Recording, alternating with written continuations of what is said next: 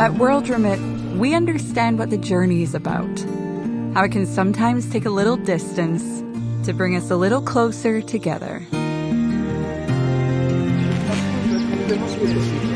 With ways to save more when you send more, World Remit is here for you, so you can be there for them.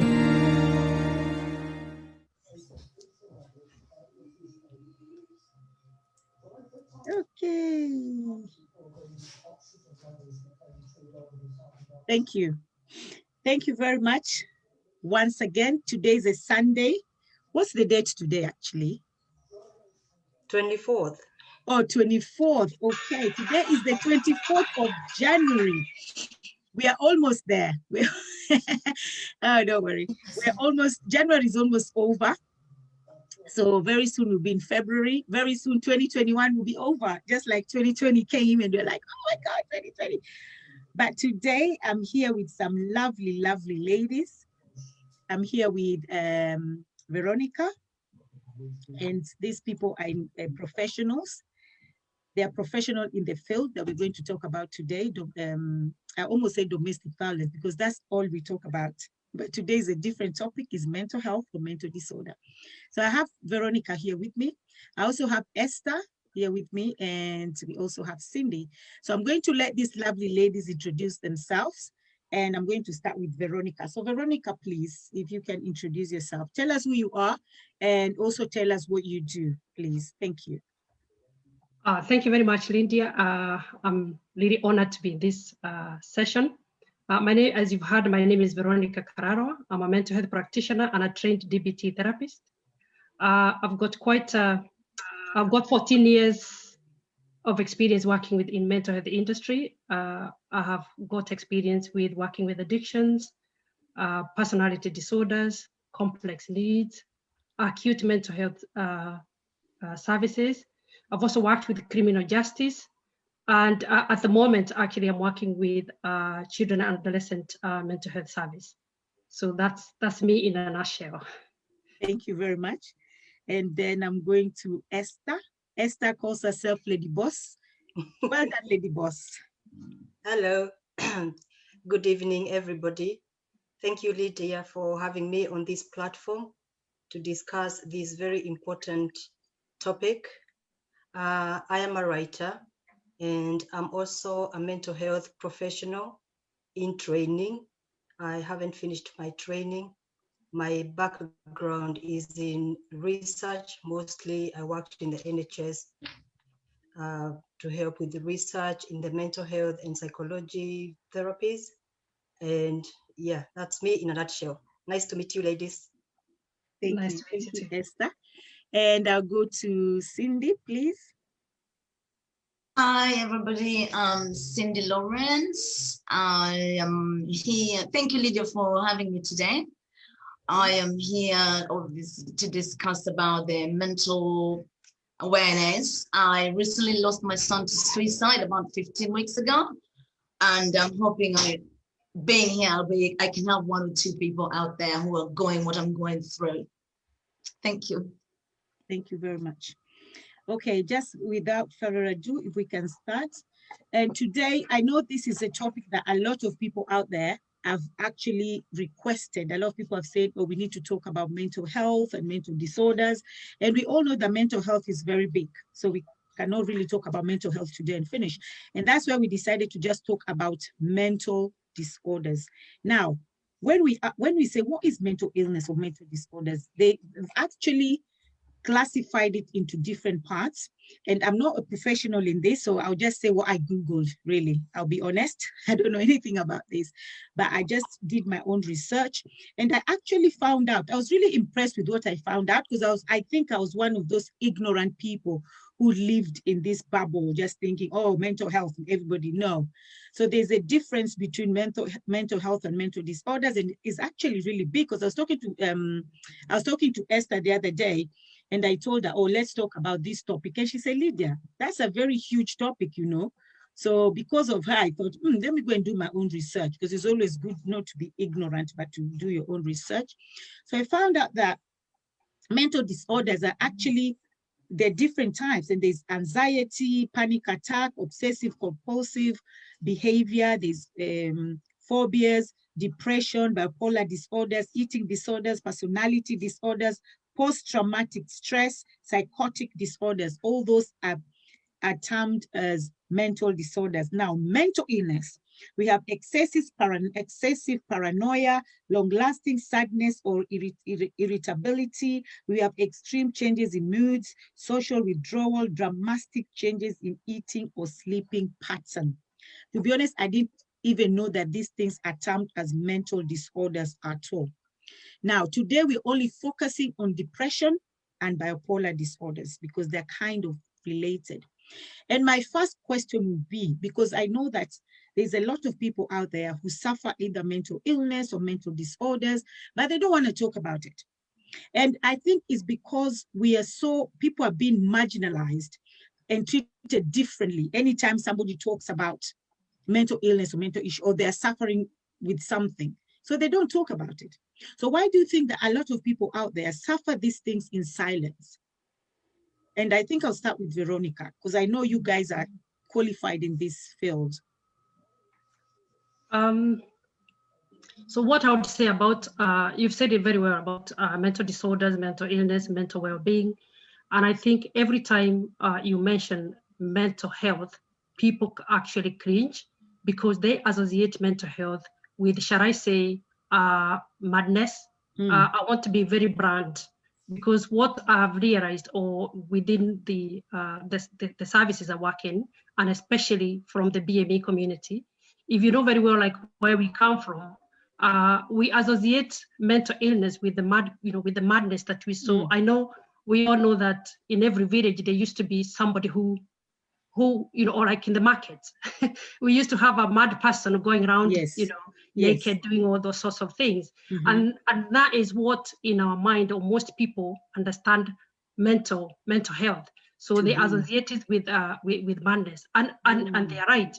But there's a difference between mental well-being. Mental well-being is that state of being your wellness. So for example, if today I'm actually stressed over some issue, you wouldn't say my mental well-being is 100%, but it doesn't mean that I have a mental illness. It just says that I'm in imbalance.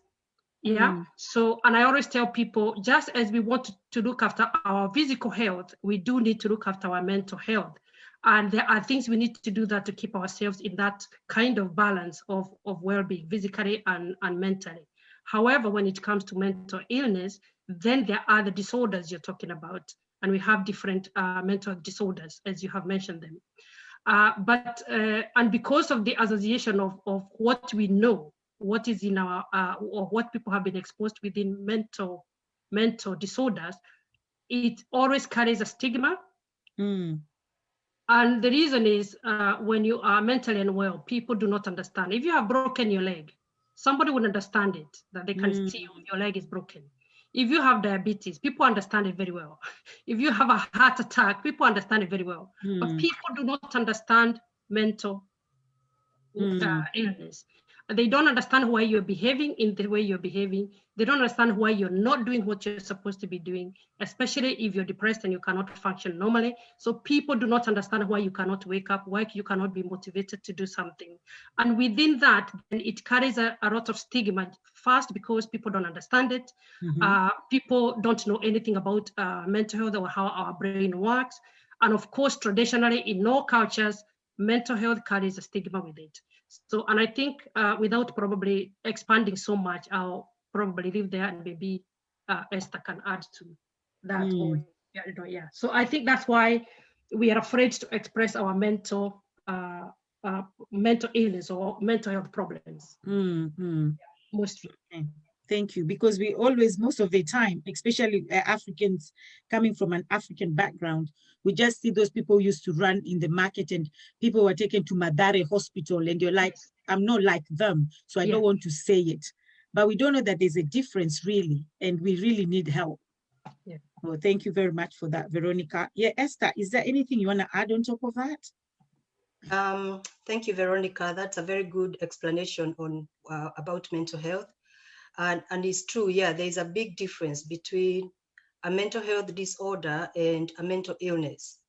A mental illness will fall on the category of when people are actually what you'd call psychotic or mad.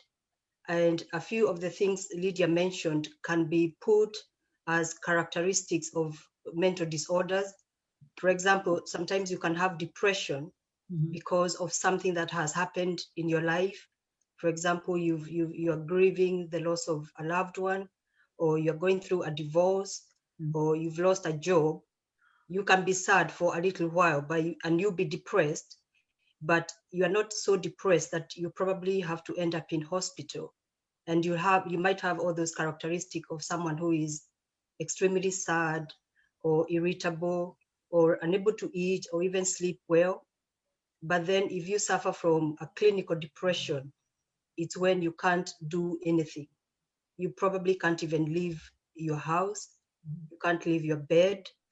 And you are so sad that it's manifesting in other areas of your life as well. And also the characteristics of yourself or even your personality can completely change. And the reason in our culture there's so much stigma is because of those behaviors. So if you see someone behaving something that is not the norm, is not what is expected in the society, they'll be stigmatized or they'll be treated differently. And so a lot of people don't even want to talk about their problems because they don't want to be judged or they don't want to be placed in a category where there's more judgment than help. And a lot of people will go through it all their life without seeking help. And help is not necessarily medication. You can even talk to someone or get some sort of therapy that can help you to deal with the difficulties you're facing in your life. But if you don't talk about it, or if it's not a subject that is openly talked about in your culture, then people suffer in silence. And sometimes some of these characteristics, you could be depressed because you lost a job or you are divorced, and then you don't do anything about it. And so you keep going deeper and deeper into the problem. Eventually is going to manifest as a more serious problem. Some people will end up not eating for days. And on top of that, they're going to have every other physical problem associated with not eating, or other social problems associated with not eating, or even interacting with other people. So as I told you before, how mental health is so diverse is because of every different association. For example, if you say somebody has a mental disorder, is completely different from a mental illness.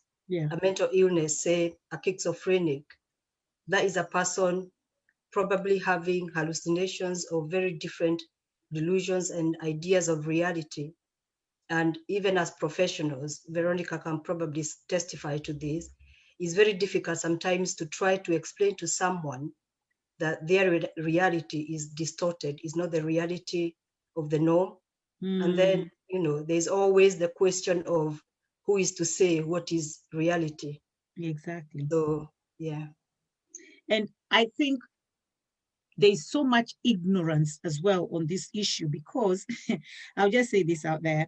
I did post something on a forum about this talk about mental illness, and somebody, I think that person was just angry with everything I post. If I post this, they're just angry. So I think they were just waiting for something.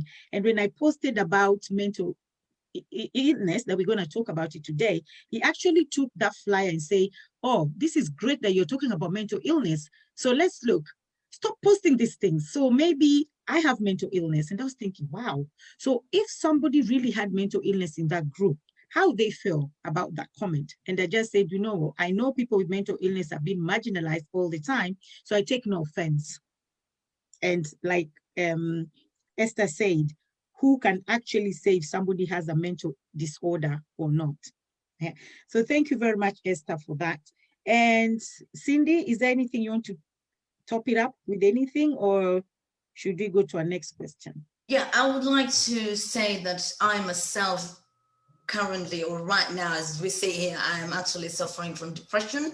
And obviously for what I'm undergoing through, and it's quite a tough thing actually to live with every day.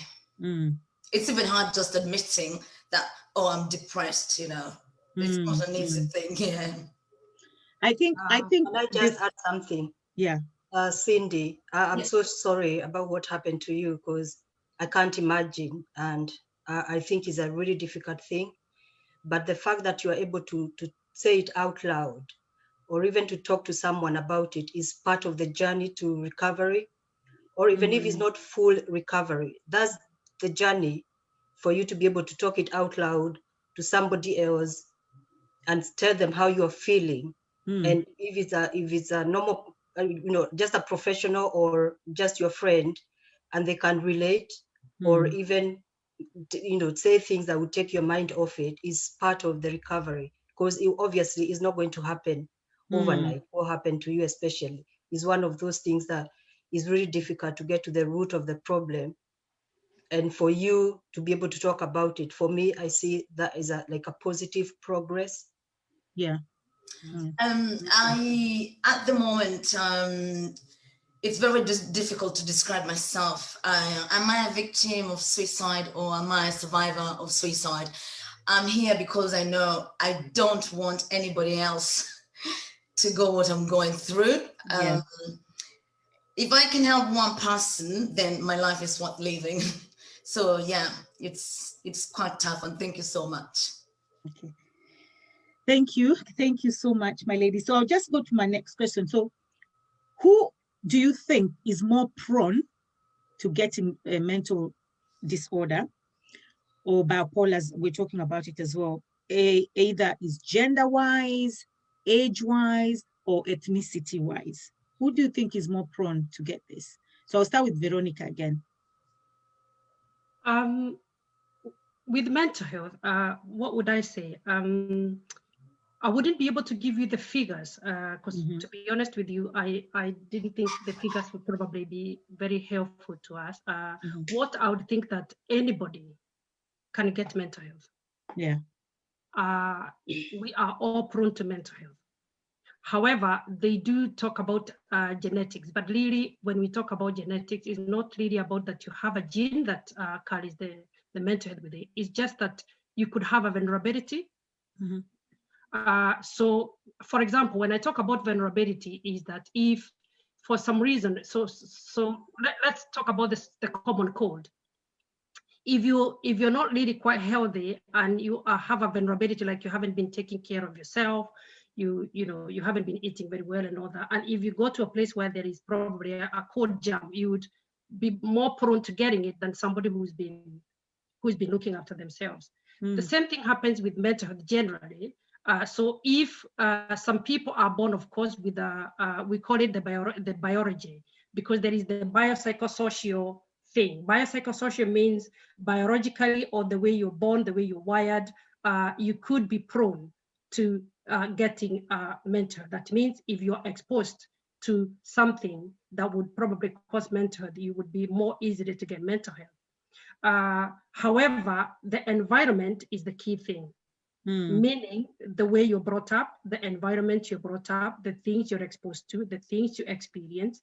As you have heard, most people with mental health, if you really look at their history, and that's what we start every time we see a patient, the first thing we want to look at when we do an assessment is the back history. And in that back history, what we are looking at, how was your childhood like? What are your childhood experiences? You could have experienced some trauma. There is this kind of, you could have been brought up in a family where there is a lot of dysfunction, domestic violence, alcohol addiction, emotional, probably abuse, sexual abuse, anything. So people who are exposed to such kind of environment, and if for some reason you have that vulnerability, chances are very high that you're going to get a type of mental health. So however, they do say, like, especially people with schizophrenia, people with bipolar, it would be more, there'll be more kind of historical background of family members having had probably suffered from.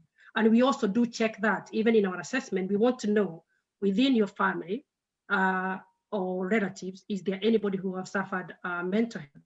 So those are the things, kind of things we look.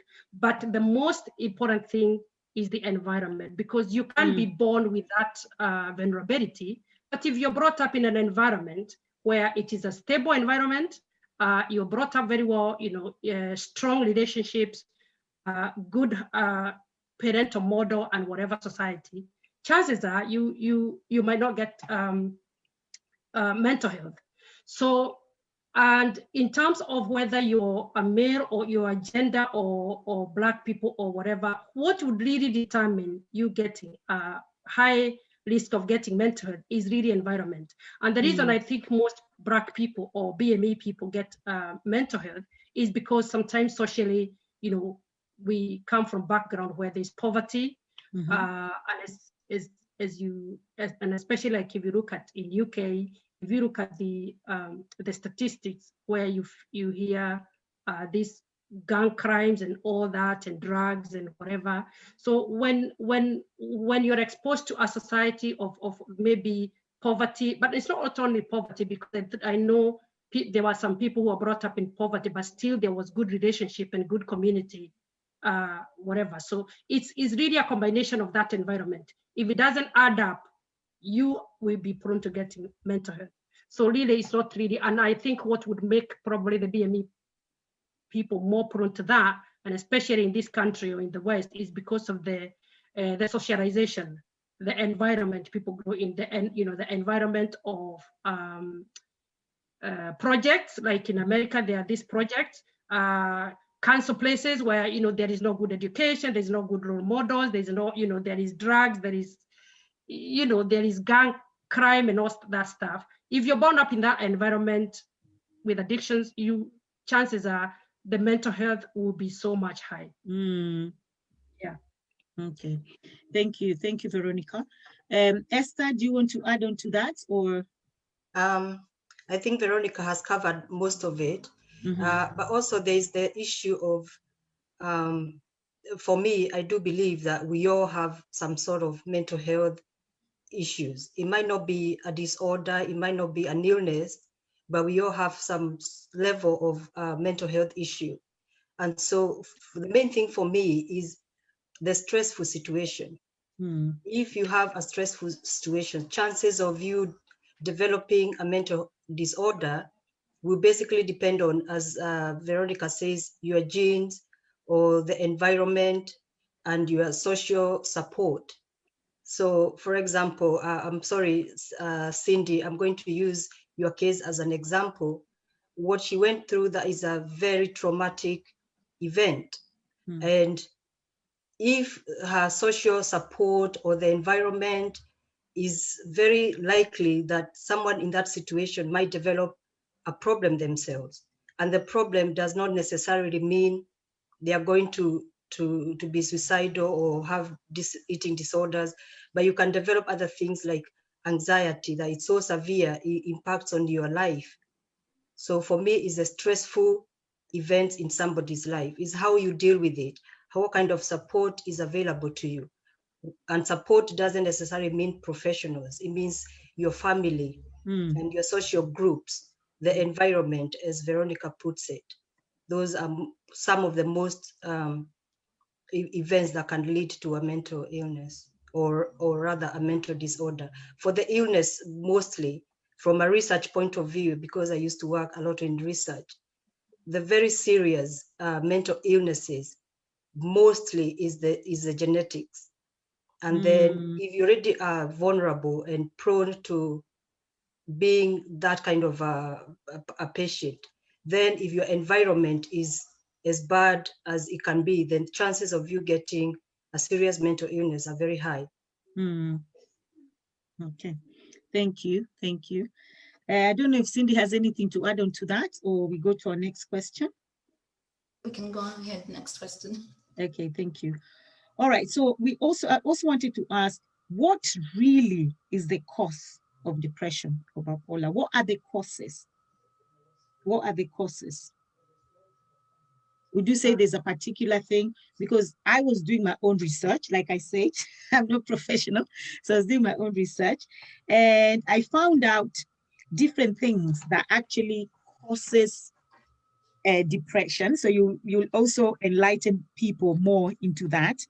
So I found out that there's childhood abuse, trauma, neglect, social isolation or loneliness, experiencing discrimination or stigma, social disadvantage, poverty, and I know Veronica spoke of that, poverty or debt, bereavement, and also Esther spoke about that, or severe or long-term stress, having a long-term physical health condition, unemployment or losing your job, divorce, domestic violence, drug and alcohol abuse. So those are the things that I came up with from Googling, because that's what I did. So is there anything that you would like to touch on more or maybe add on or disagree with? So those were the causes of depression and bipolar. So what would you say, Veronica? Yeah, everything you have mentioned there is probably a cause or an effect or after effect of depression. So depression, as it is, there are two types of depression. There is the mild depression, and of course there is the clinical depression. I remember, I think Esther mentioned about clinical depression. Yeah. But with depression can be caused by so many things. And one of the things I would say, just to bring this to a proper perspective, there is this guy called who came up with this pyramid called Masros hierarchy of needs. With Maslow's hierarchy of needs. Can you repeat? There is Abraham. Wow, I've never been had that. Sorry, repeat. You never heard of that, yeah. There is this guy called Abraham Maslow. So he came up with this pyramid called Maslow's hierarchy of needs. Yeah, Maslow and at the bottom hierarchy. Yeah, it's a pyramid. Hierarchy. So within this pyramid, at the bottom, there is all the needs that human beings need. We need food. We need shelter. We need things to live. Yeah, we need to breathe. We need to, basic needs. Yeah. Yes. Basically, if you're struggling to get basic needs, like food, shelter, all these things, you are prone to get depression because you need these things to live. Yeah. Okay. So anybody who would probably present with depression, they could be presenting with one of those things because they are lacking basic needs. The second layer of the hierarchy is usually shelter, health, if you are feeling unwell or things like that. We all know if you're feeling unwell, if you have a physical health problem, if you don't have anywhere to live, if you're homeless and all that kind of stuff, you will start experiencing depression. Yeah. You go to the other level, there are called psychological needs, which is you need to belong somewhere. You need family, you need love, you need support, you need all these things that we need to live, to have a sense of belonging. And of course, if you have a broken relationship, all these things comes under that. Broken relationship, if you have a divorce, if your family rejects you, if you don't have a good support system, anything that comes with a sense of belonging. We are human beings, we are social beings. Yeah. If we don't have a sense of belonging in any way or form, which comes under also isolation, loneliness, no love, divorce, all those things, rejection, you are prone to get depression. Yes. There is another level of self-esteem. If you lack self-esteem, that is, if you lack a sense of significance in the community, if you lack of purpose, if you don't know what you're doing, if you don't know, where you're going, if you don't know, what is life all about, or if you lack meaning of life, hopelessness or helplessness of some kind, definitely that is another very big area of where somebody also experienced depression or unhappiness. And of course, so when I think up to that level, we need to have a every human being needs to have a sense of significance. They need to feel that they are doing something in this world. We're here for a reason. And if you don't like that, if you don't have that, so broadly, I brought that in all the things that you mentioned comes under that. Yes. And they could be caused by any one of that. So meaning, if you don't have food, if you don't have shelter, if you don't have friends, if you don't have family, if you're going under divorce, if you have lost your loved one, and that's why people going through bereavement, they experience depression. Cindy is, of course, has clearly said that she's suffering from depression, and you can clearly see the reason why. She's lost a loved one, and of course, even on top of that, not under very good circumstances. Yeah. He is prone to get, a sense of loss, which comes under that sense of belonging, or, that family kind of thing. So anything under all those categories can cause you to have depression. But what we would be going next is, what are the symptoms of depression? Yeah. How do people manifest? So, yeah. And some of it you have also mentioned. Yeah, we'll come back to that as well. But I'll go to Esther if she has anything to add on to that. The courses that I was reading, if you have anything to add on to that or to say. Actually, you guys have touched on everything I can think of. But I just wanted to say, you mentioned about depression and bipolar. So depression and bipolar are actually two different things. When you have bipolar, you have episodes of having depression and having like a high. 1 minute you can wake up feeling, I don't want to do anything today. I'm just so tired. I have no motivation. I have no drive. I'm not hungry. I don't want to shower. I'm just feeling so low. And then 24 hours later, you wake up climbing the walls. You want to build a house. You want to do everything and anything. And you be like, you look like somebody who's actually taken something like drugs. So that would be described as having a bipolar presentation. And if you see someone who is suffering from it, they are like two different people. 1 minute, they are so depressed, they are so low, probably suicidal. And 1 minute, they're on top of the world, they feel like they can do anything. But for depression, is just a low, a permanent low. You don't feel like you want to leave. You are so hopeless and helpless. And you don't even know sometimes where you can even go for help, because you don't even have the drive to even ask or look. You are just feeling like it's the end of life. And for someone who has that kind of feeling, if they don't have any support, or even someone who can see that this person is suffering from something, to help them or to push them. That's why sometimes you hear people have done things because they didn't have anyone to talk to, or anyone to talk to on their behalf, or to go and seek help, or take them to a hospital or something. So as for the signs and causes, I think you guys covered. Yeah, we're gonna talk about that.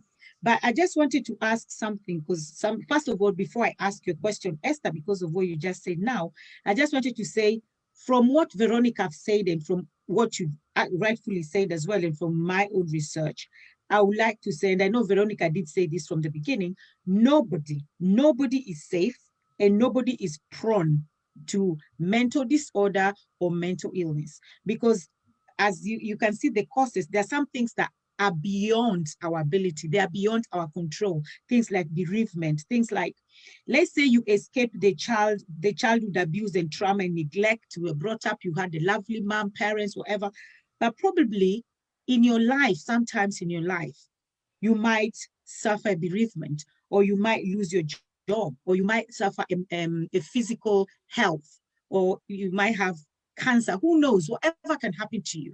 And those, as we've seen, those can be causes of either depression or having mental breakdown.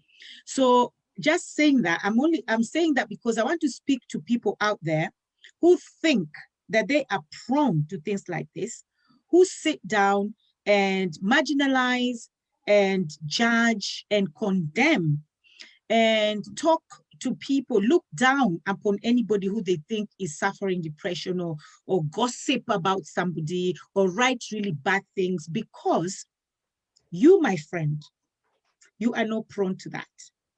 You're not safe. The only time you say that, hey, I escaped that, is when you're dead, because that's the only time nothing can happen to you anymore. But as long as you're alive, this is just for people out there. And that is why we have, because of the stigma, who creates the stigma? It's human beings. Yeah, exactly. Exactly. And who treats anybody with mental illness or mental disorder bad? It's human beings. Mm-hmm. So right now we're talking to people out there. You're not immune to this. You especially, can Lydia, can I just say, especially in our culture, there is this persistent attitude. For example, if I remember somebody I know who lost her husband, and she was obviously very distraught. She was depressed for a while. And in about 2 weeks' time, she was still crying and still very depressed. But people started saying to her, now get out of this, like in a very rude and uncaring, uncomforting manner. And instead of comforting her or being there to support her for as long as she needs, is this culture and attitude of, is now over, it's 2 weeks since your husband died, get over it, start moving on with life. And of course, because you can't say anything, you're going to retract in a shell and suffer more, because obviously the people you think you need to talk to and the people you think need to support you are the ones who are saying these things. You can go to a stranger and they'll probably show you more compassion than people who are in your immediate family. But we all know it's very difficult for you to go to a total stranger and just start telling them about your issues. Yes. Because you don't know how they're going to react or how they are going to behave. So there's no empathy. There's no empathy anymore as human beings. Exactly. There's no empathy from your immediate people, your people, your family, your culture, people you think will understand you because you come from the same cloth, if you know what I mean. These are the people who are marginalizing you. So if you go to a stranger, you feel like out of context, because you're thinking, if my own family or if my own people don't understand what I'm going through, how am I expected to expect a stranger to understand what I'm going through? So that's where the problem and the attitudes that will need to change for people to move forward. Because as you said, any one of us can have depression, because any minute something can happen. Like now, for example, there's COVID. COVID is taking lives, and people can't even bury their loved ones or can't even go and see them. That in itself is causing a lot of distress for people. And if you don't have a proper support bubble, not what these government people are talking about, a proper support bubble, is likely that in a few months or in a few years, we'll see a lot of mental health problems, because things are not being dealt with at the grassroots when people really need that proper support. You know, and the attitudes. For me, basically is the attitude. The minute we change the attitude towards mental health and towards the belief that I'm immune, you are immune. No, nobody is. If we do that, then we have more compassion, we'll have more kindness. And the way we speak to people, you cannot tell people just move on. It's happened, because everybody goes through different experiences differently. So it's better to be compassionate. I can't agree with you there. I agree with you there, Esther, and that goes to our community. This stigma, and that's why I really applaud Cindy, because even especially things like suicide, we are very good at hiding that and being ashamed, blaming ourselves, not even wanting to come out. So Cindy, I'm just looking at you and thinking you're a very brave woman, being able to come out here and talk about it, because even back home, people used to shun on suicide, where people would just cross across the doors, there'll be hush, hush, hush, hush, hush. Yeah. People talking behind closed doors, nobody knowing what's happening, the villagers talking about. And that is one thing that when I do give, because I do give talks about suicide, that in terms of suicide, I remember when I was doing my degree with whatever, I did ask, we were asking about the genetics and all that, because sometimes also when we do assessments, we do ask whether there is any suicide in the family or in the past.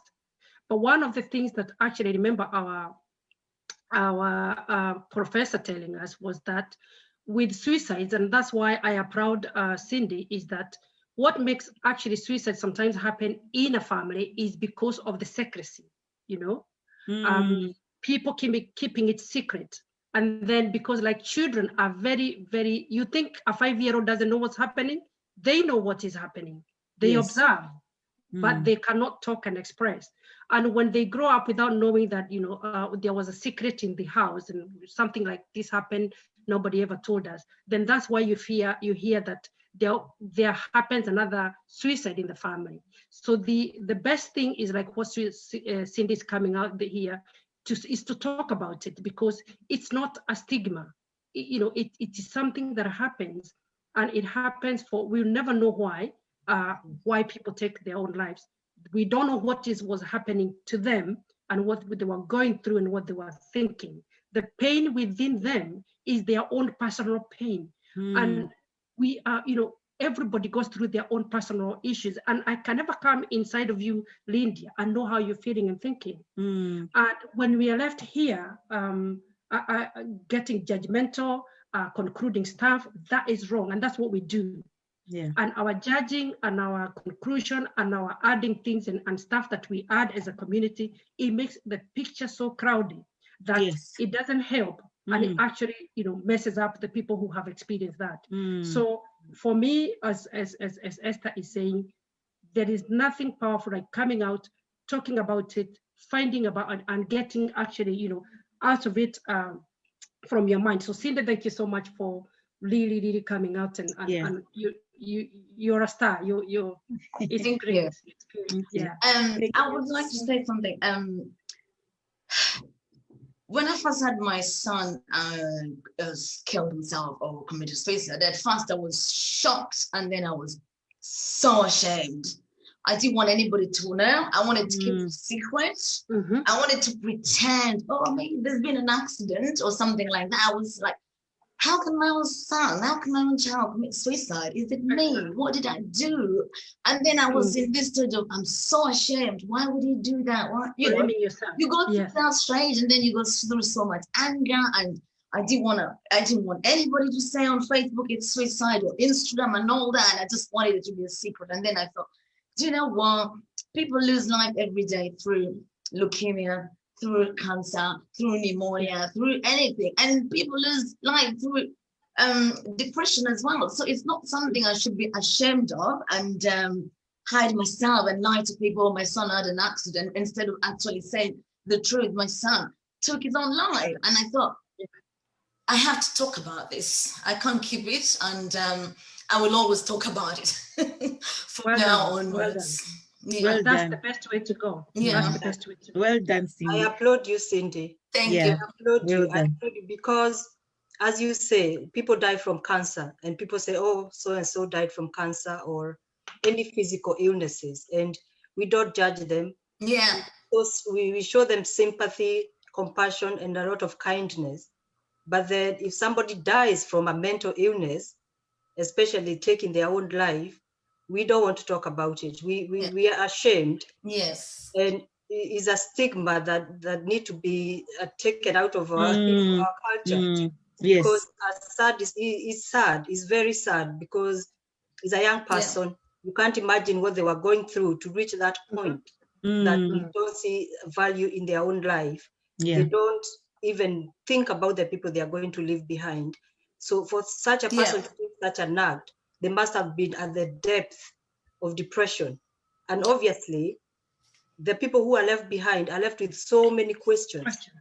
And the worst thing we can do as society is to judge these people, is to start judging them. And that's why we find people, as Cindy said, they'll be ashamed they don't want to talk about it because at the back of their mind, they know people will be more judgmental than compassionate. So it's something that we need to talk about. I saw a documentary a while ago about suicide in Nyandarua. This is a district. Yes. That was sad on them, and it was men in him. Men. And it was men, and they are young men with young children. They've reached a point in their life they don't want to live anymore.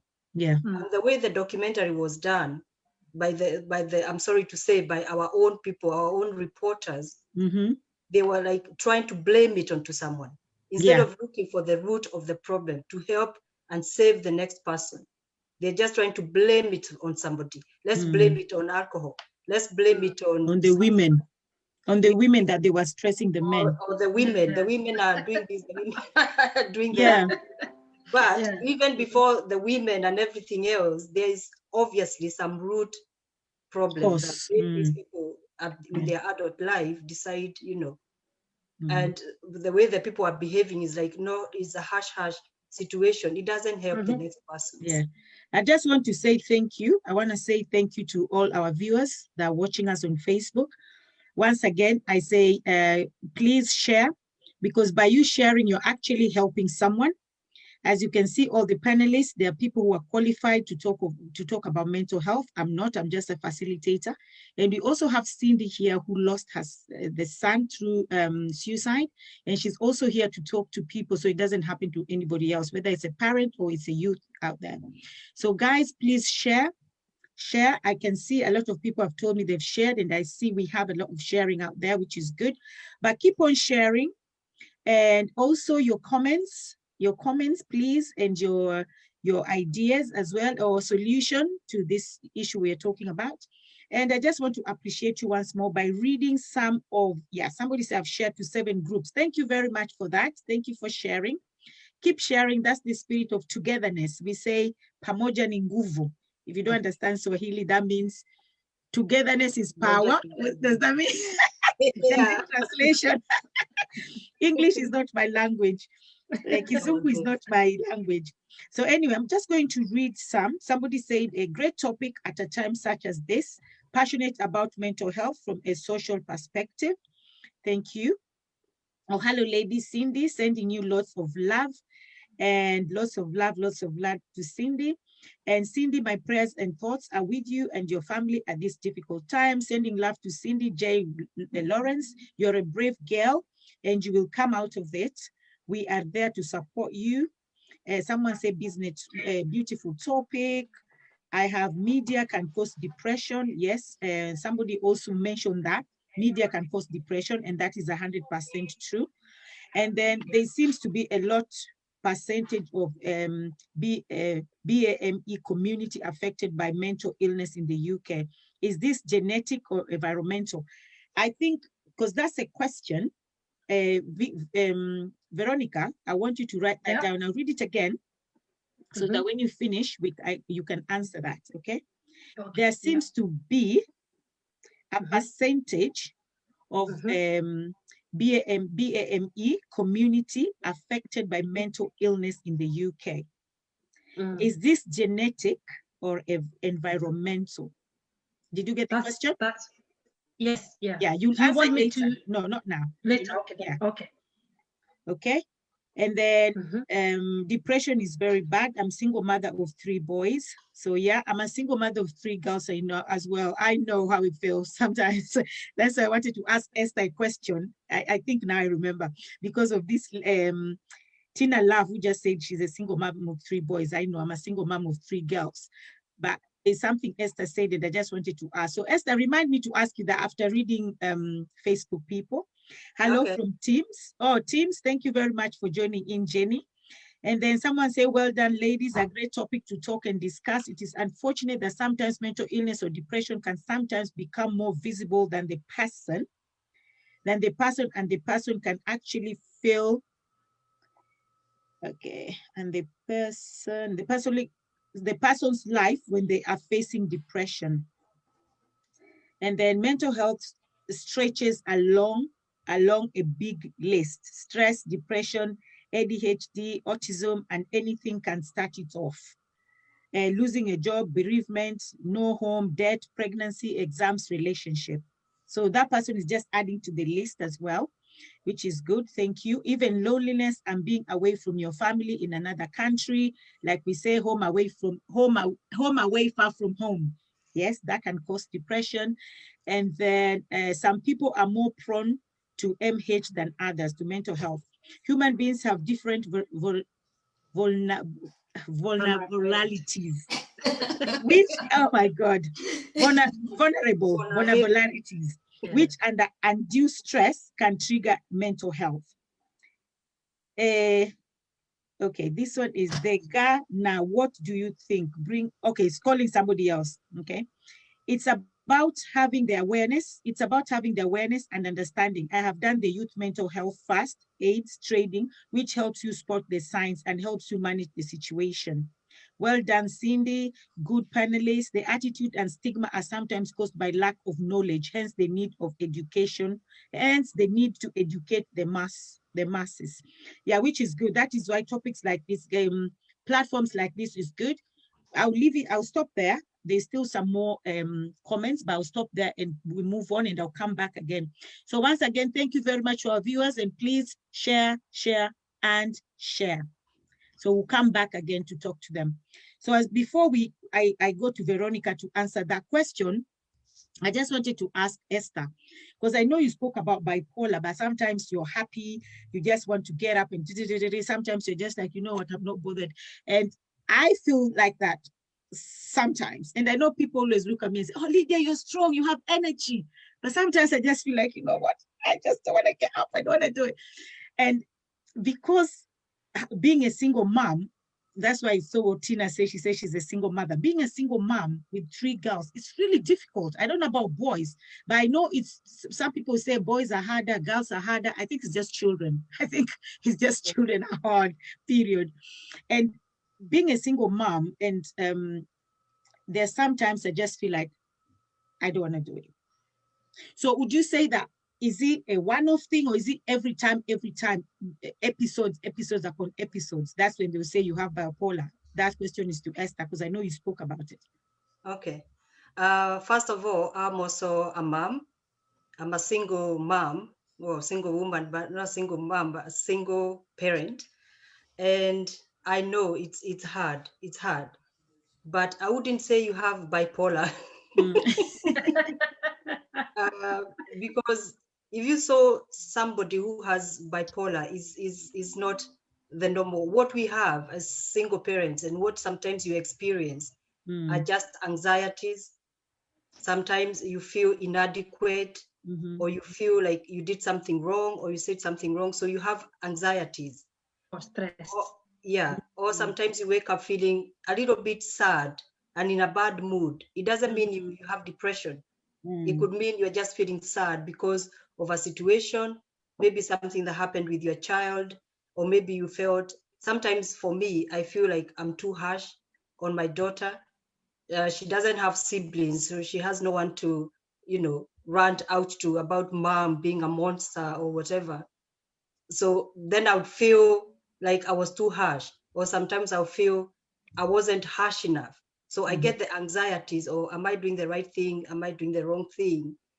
And, so you experience those moments, or sometimes you feel, oh, today I've done really well. I'm proud of myself and I'm feeling elated. You're just in a happy mood. And sometimes you're not in a happy mood. So you experience those ups and downs, but I wouldn't call them bipolar. I would just say they're normal anxieties and moods of a day-to-day life. Okay. Okay, thank you very much. So I'll go to Veronica to answer that question. Could I add on that in terms of bipolar? Yeah. So when it comes as the bi means there are two. It's bi is two. So what it means is that you have two. So sometimes you can be very elated in mood or euphoric, and the other time you can be very depressed. And I mean very depressed, clinically depressed. So bipolar is a serious mental health disorder.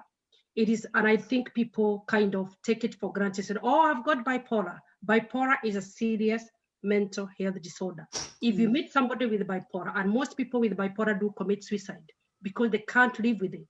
They cannot live with one time being very high, and when they are actually very high, they become sometimes delusional. They have these ideas of gradius ideas.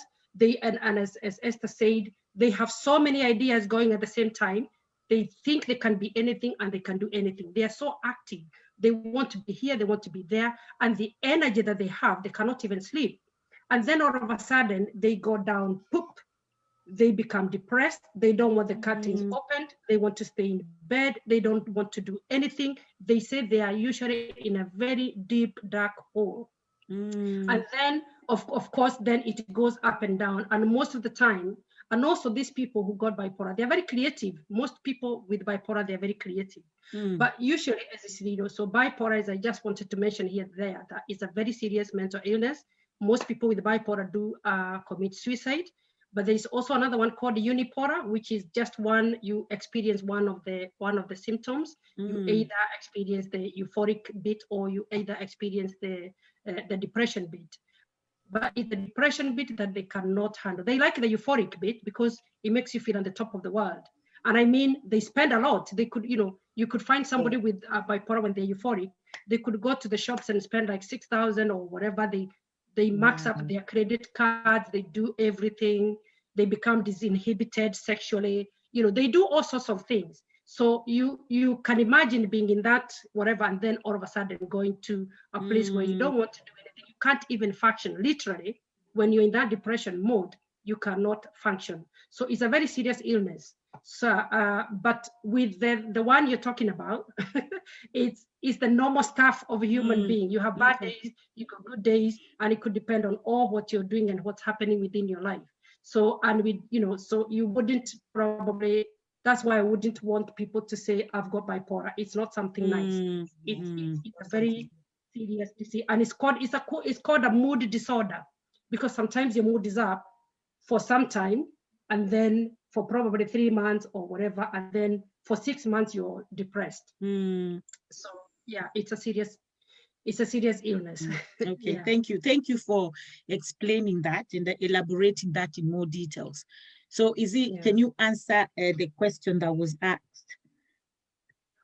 Yes. There is, when people come to in this country, that's why I said environment is actually the major factor where mental health is concerned.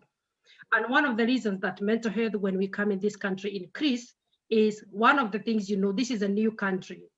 If you know our culture back home, we always say that, you belong to the community, people come together, people do things together, people are friends, you don't have even to call to pop up to your friend. So the community cohesiveness that we come from home is not here. Here is about working. We all know what the environment in this country is. So there is that isolation in terms of you don't have a close-knit community to help you with things. Like now you're saying you're a single mom. If you're back home, you wouldn't probably be struggling so much in terms of bringing up those three girls, because they are at the aunties, they are whatever, you can even leave them with the neighbor and you're okay. Here, it is your sole responsibility. So it becomes even more harder than when you're back home. So here we know the system of working, the way we work, the laws and the regulations, the country, you're worried about leaving your kids at home when they are on their own. The community base, we don't have it there. The support system, I would say, is not as close-knit. And I do know sometimes we do have the community where we come together when we have a bereavement, but you know very well that even after that bereavement, people go there both ways, they are going to their shifts, they have to do this. But back home, at least you probably have somebody with you all the time. So those kind of things and hustling, because here, I would say we have all come to hustle. It is about hustling. You are going to work, you are paying your bills, you have to look at the family back home. So there are so many aspects here that actually has impacted so much on our mental health that we cannot really escape. So the environment has changed from the way it is back home. I am a single mother too. And I know when I came in this country, I think within the 2 weeks, I wanted to go back. I couldn't hack it. It was just too much. I've never seen anything like that. You can't even pop into your neighbor just like that. You They'll call the you know, you police. can't, even when, yeah, even the person who had invited me here, they couldn't come and visit me because they were working. And here you are with 2 young children. I had to find supermarkets by my own. I had to, I mean, the stress I really actually went through when I came in this country was, I don't even know why I'm still here. But what am I trying to say is that the community here and the environment here is totally very different from back home. And I think, if you look at it globally, it is more impactful in terms of the mental health than it would be back home. And that's why I mentioned, even when we had poverty back home, you had like a bouncing thing within the community, within the family, within that, like everybody around you is probably more or less the same like you. So those things were kind of buffers. But here, there is nothing much to really rely on, and we become now more prone to developing that mental health problems than I think back home. And I know, I think even when you do a lot of research, is that the lifestyle also here, actually what really causes more mental health is our lifestyle. And if we are not careful of our lifestyle, again, it can really impact on our health. So if you are coming home, and especially for men, especially single men, you come home, the only thing you can do is a bottle of a can, because you can't go to friends or anything. You reach out for a can of beer, and it's a daily thing, that you can imagine where it is going to end up. So there are so many things that can really impact on our mental health, in terms of that lack of friendship, lack of very close-knit community that you can really talk, somebody you can really talk to. And I also don't think that in this country we have been able to forge those relationships, those close relationships where you feel you can be trusted and you can trust people and you feel at home. We are lacking that. And I think that is one of the cause of the mental health pandemic that is really kind of coming in within our community after moving into the country. Yeah, and I think I've got so many other things, I think, but my mind has gone off. Yeah, it's fine. It's fine. I'm sure the person who asked that question, actually, I think he wants to do is upcoming MP, our Mboni MP. Thomas Musau. He's our Mboni MP. So because I really want him to win that seat, I want to see a difference, because I know we are all based in the UK, and we talk more about where we are. But in Kenya is even worse, because in Kenya, if somebody was even to see Cindy, for example, Cindy right now, she's going through depression. Someone will say, oh, she's lying. Look how beautiful she looks. Because we have this mentality that if you're suffering, you might have mental illness or mental health, you're supposed to be on the road running without clothes and shoes, and your hair is all twisted. Because that is what we have in mind. But the ignorance about this issue is just ridiculous. And I know a lot of people are saying, yes, we need to create awareness. So I think people with platforms, we really need to use our platforms and create awareness about mental illness and mental disorders. And I'm actually learning so much. And because I know Esther is the one who approached me and said, let's do this. If she didn't say that, I wouldn't even have researched. And when I was researching, I was like, what? I didn't even know. So I was part of all those people who are living in ignorance and in assumption. And now I'm educated, not too much, but a little bit. And I'm happy with the little bit I have. So if I meet anybody, I won't just judge them. So again, I want to say thank you for everybody watching. I'll read again because there are too many things to read. So I'll read again.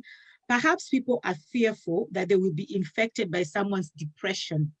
Because I know somebody was talking about lesbian and gay, and I know that's a different story. They said, because my daughter's best friend is a lesbian, and they said, oh my God, you can't do that, because they said, what?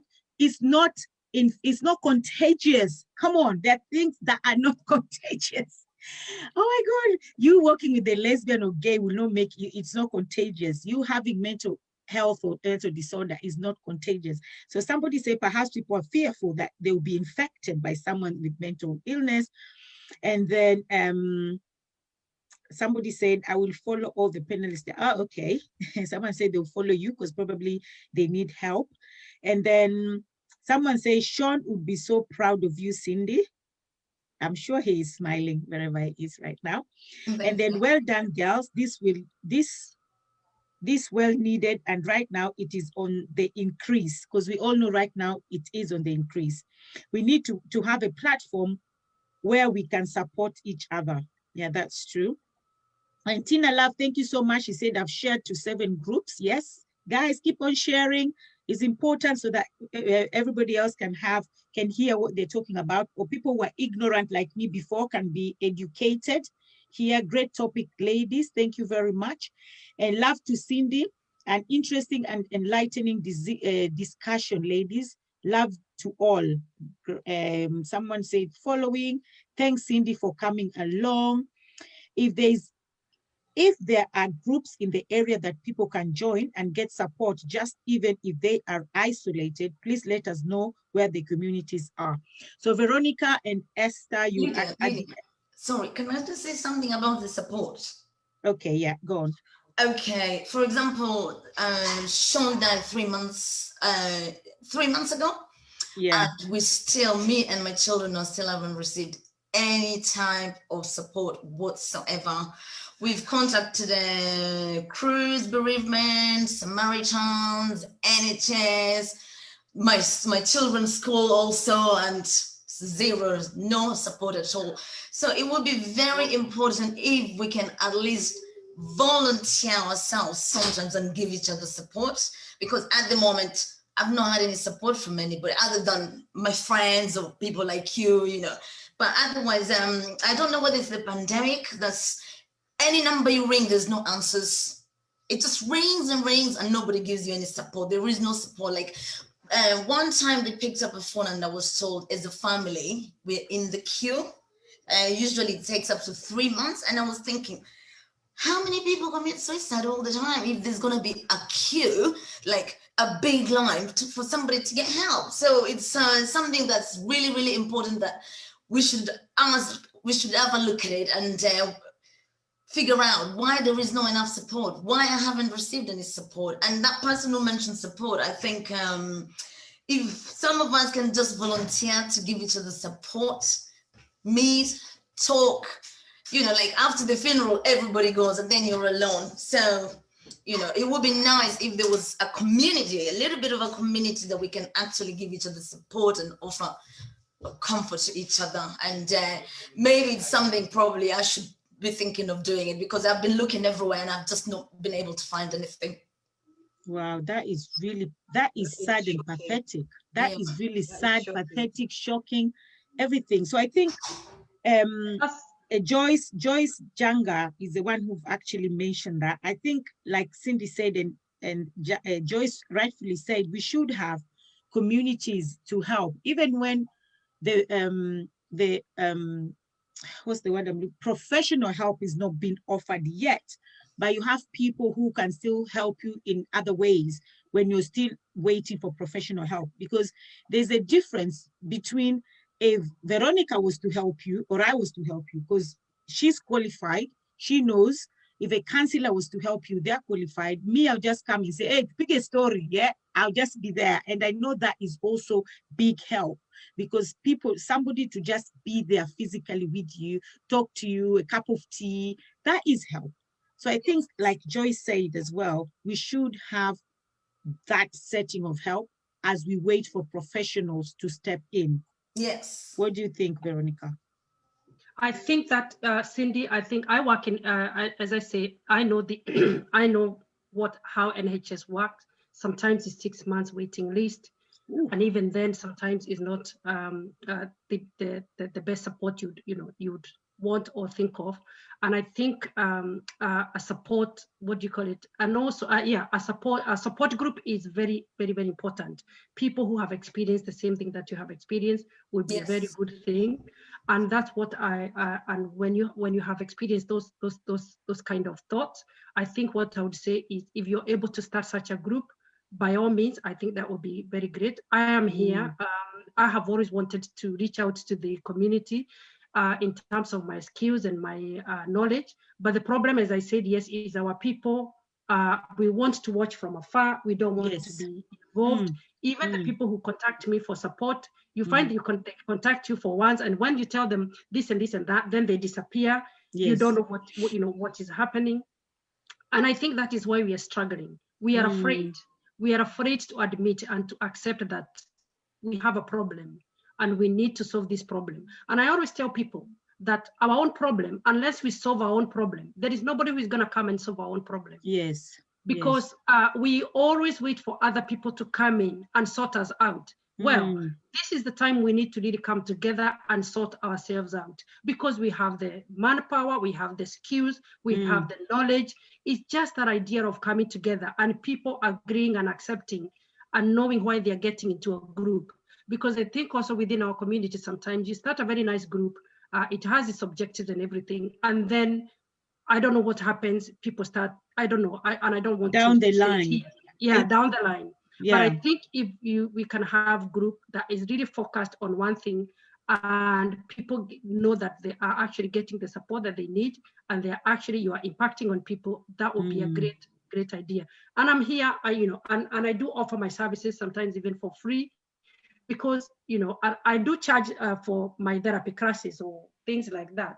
But I'm ready to offer my experience, my expertise, my anything, because I know if you're feeling better, if you're feeling well, I'm also feeling well. Yes. And the other thing I'm also very passionate is that, Cindy, I went through the same thing. Okay, my son was unwell. I lost my son, and I went through depression, even though I am a mental health practitioner. And I know every time somebody was sitting on the other side of the chair, me giving them the therapy. But this time I thought, I would be that person sitting on the other side of the chair. But luckily, I always tell people, I didn't take antidepressants or anything like that. I would go to the GP because I needed sick of notes so that I don't go to work.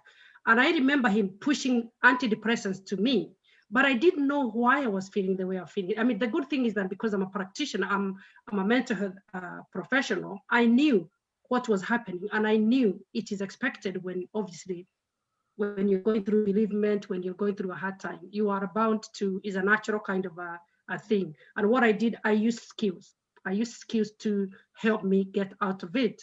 And those are the skills I teach people, because I use them. Why can't I share and let people know these are the skills you could use to be able to help you? It doesn't take the pain away, but it makes you get on with functioning and getting on with life, because life is life, and sometimes life can be very unfair, but we have to keep on going on. So from a personal perspective and from a professional perspective, that is something I would really support, so that we can be able to support ourselves as a community. Because if we wait for the government or for other people to come and sort us out, believe me, we will be in trouble forever. So Cindy, by all means, we can get together. You can give me a call. We can talk about your ideas of what you'd want to do. We can look for other people who are there, and then anything for people to have a support group, if you know what I mean. Yeah, I would like to say something very quickly. Yeah, because of having no support whatsoever, I have the experience of having no support, and it's not a good thing. When I first rang my GP, straight away they were like, you need to be on the antidepressant, like you said. And because I was so desperate and I'm in turmoil, I just thought, I'll just do as I'm told. So I went on antidepressant, which I'm taking every day. And now I'm actually very scared to come off them, because I'm thinking, if I'm feeling this and I'm on antidepressant, what if I come off them? I'm gonna be in a much worse situation. So I'm just too scared to even walk away from antidepressant at the moment. So having no help whatsoever, I'm coming up with the SKD Foundation, which is my son's initials, Sean Donovan. And it also stands for Suicide Kills Every Day. And I'm going to try and put all my support in there, so I can be able to help somebody else in the future. I'm going through what I'm going through, because having no help whatsoever is really not an easy thing. Well done for that. And what saying that is that is what And actually, this is what I always kind of preach to people, that the doctors always go for the easiest option, which is medication.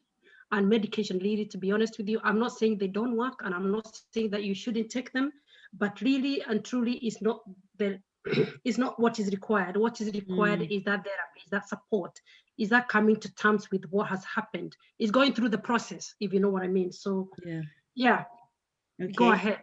Well All done. right, thank you so much. So I'll continue. Oh, okay. Go on, Esther. Oh, I was just going to add to what Veronica has said. And you know, here in the NHS, I think they are so overwhelmed. So the GPs giving medication is a way for them to protect themselves, because if you go there and say you have depression and they diagnose you with clinical depression, and they decide you need some sort of therapy, say you need a CBT. CBT is the like the default, is what they prescribe for everybody, and there's a long waiting list. So what they're going to do is give you medication just in case something happens to you. They can cover themselves and said, yeah, we treated her, we gave her medication. But as Veronica said, you know, if you're able to develop some skills to cope with whatever you're going through, it can be helpful. But then with the medication, once you start taking it, before it starts even working, it just stays low, you just stay low. It's like the medication is gaining speed before it starts working. And then you become like you're addicted to it. You can't stop it, just in case you stop and something else happens. So it's like a vicious circle. You know, if you do this, is it right? If I don't do this, is it right? You know, so you're left, you know, there. And I applaud you, Cindy, for even starting the group, because sometimes if you can't find help, you have to make help yourself. Yes, exactly. Having a group or coming together with people who are going through the same thing as you can help each other. Like helping each other, you can develop strategies that can help other people. And, you know, like in our community, we have serious problems that we have to start with those, because even our mental attitudes towards these things, like Veronica was saying when she was answering that question about why the BAME community is more, it looks like statistically they were the ones with more mental health than the rest of the country. It's probably not the case. Statistically, everybody is, you know, can have mental health issues, but it's the way we deal with it. Even before somebody goes to seek for help, it's already too late. Too late, yeah. Shame, because of the stigma, because of everything else that we claim as Black people or as ethnic minority. So when you go to look for the help, you're probably in such a situation, you have to be studied or you have to be in some statistics.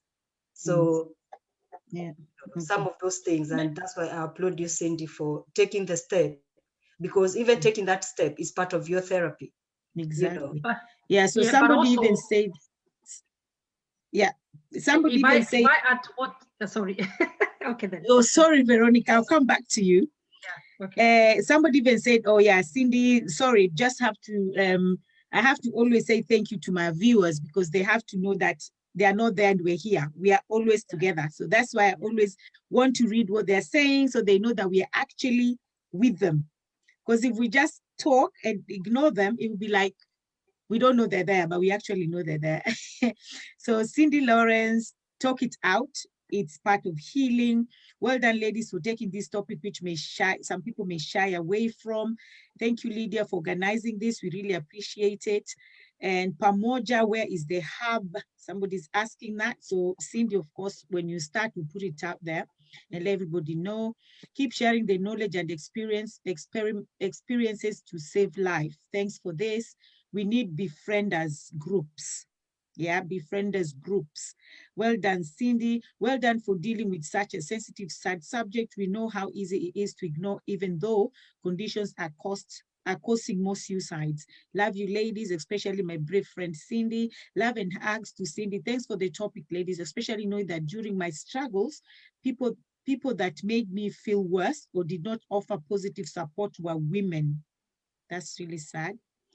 were women, since they would ask me to think about my daughter and all the great things I have achieved. That's true. Not forgetting how somebody also just adding the causes of mental illness and mental disorder, not forgetting long-term illness and marriage can cause mental health. Monster moms are everywhere, Esther. It's an age thing. We are all here. Keep up good work, ladies. Bipolar affective disorder. Yeah, this bipolar affective disorder. Being suffering from depression for many years, it is absolutely hard to live with it. As it is invisible disease, often people don't even believe you. Being suicidal few times, think, and then thank God. Oh, God, thank God for my children. They are the reasons stopping me from committing suicide. That, and then sad to hear you have been going through this. Somebody just answered her.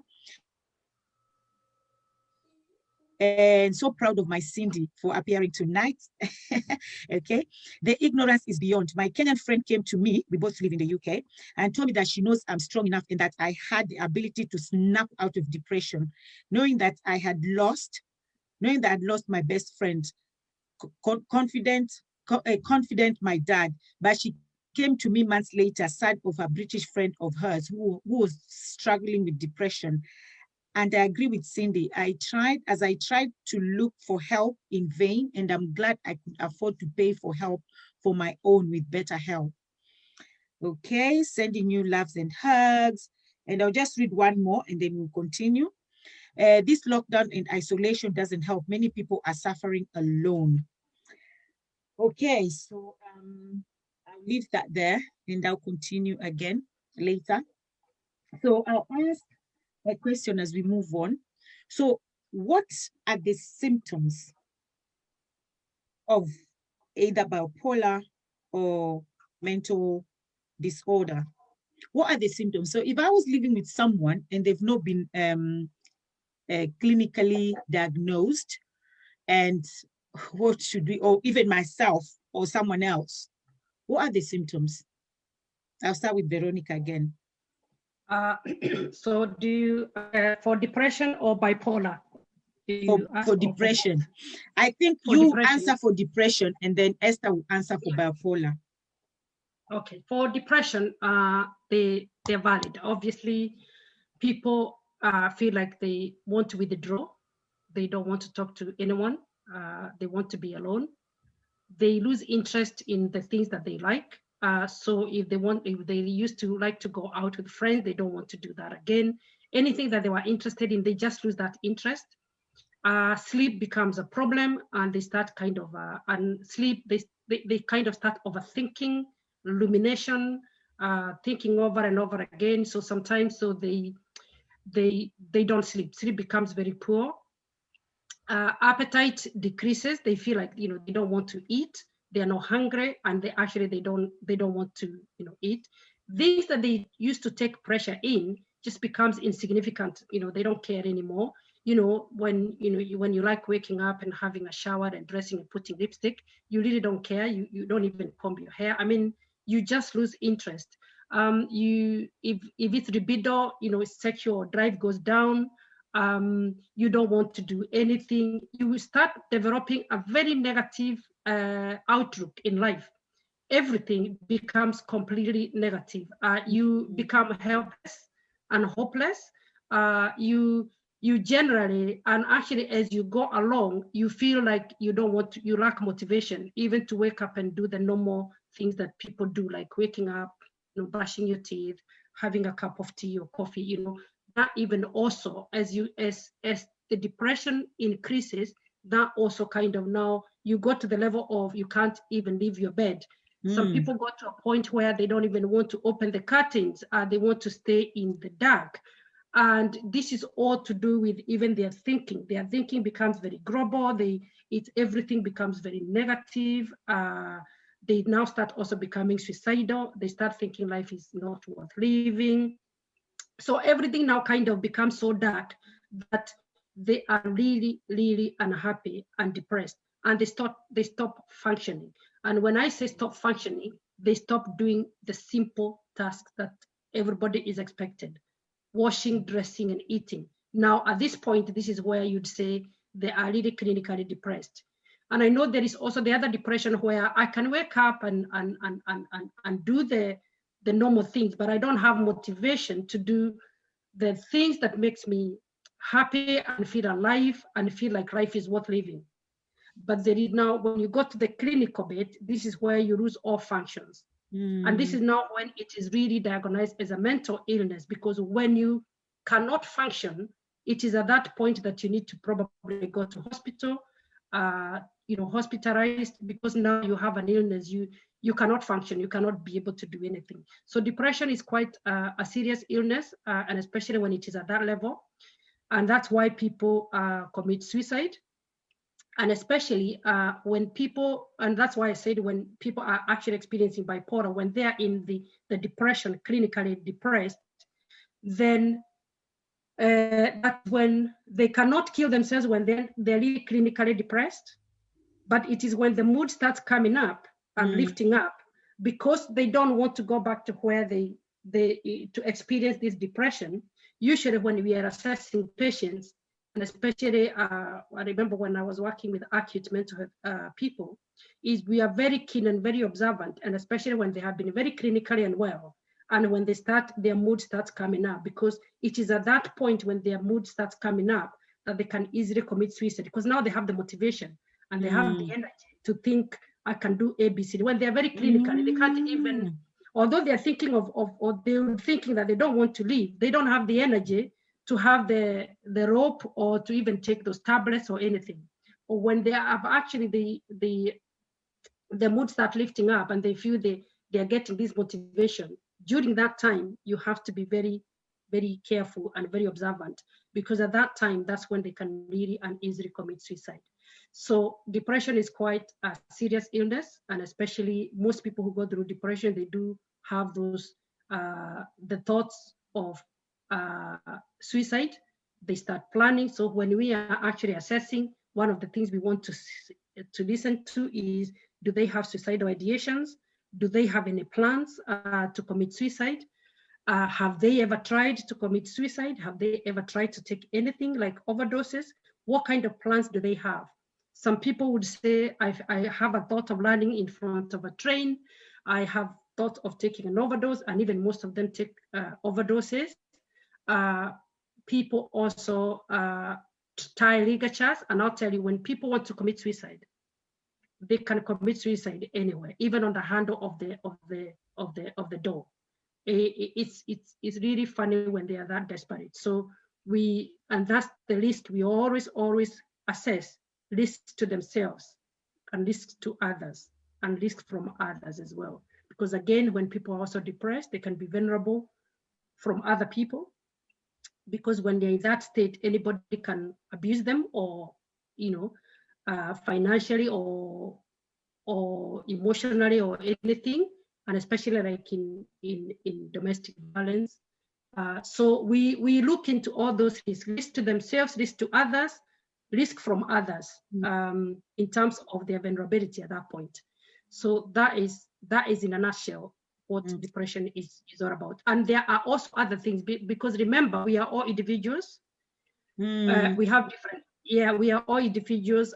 We experience things differently. My depression could be very different from somebody else's experience with depression. So, and the things that would work for me would not work for the other person. So it's really getting also to know your family member, if they are experiencing, what has changed with them.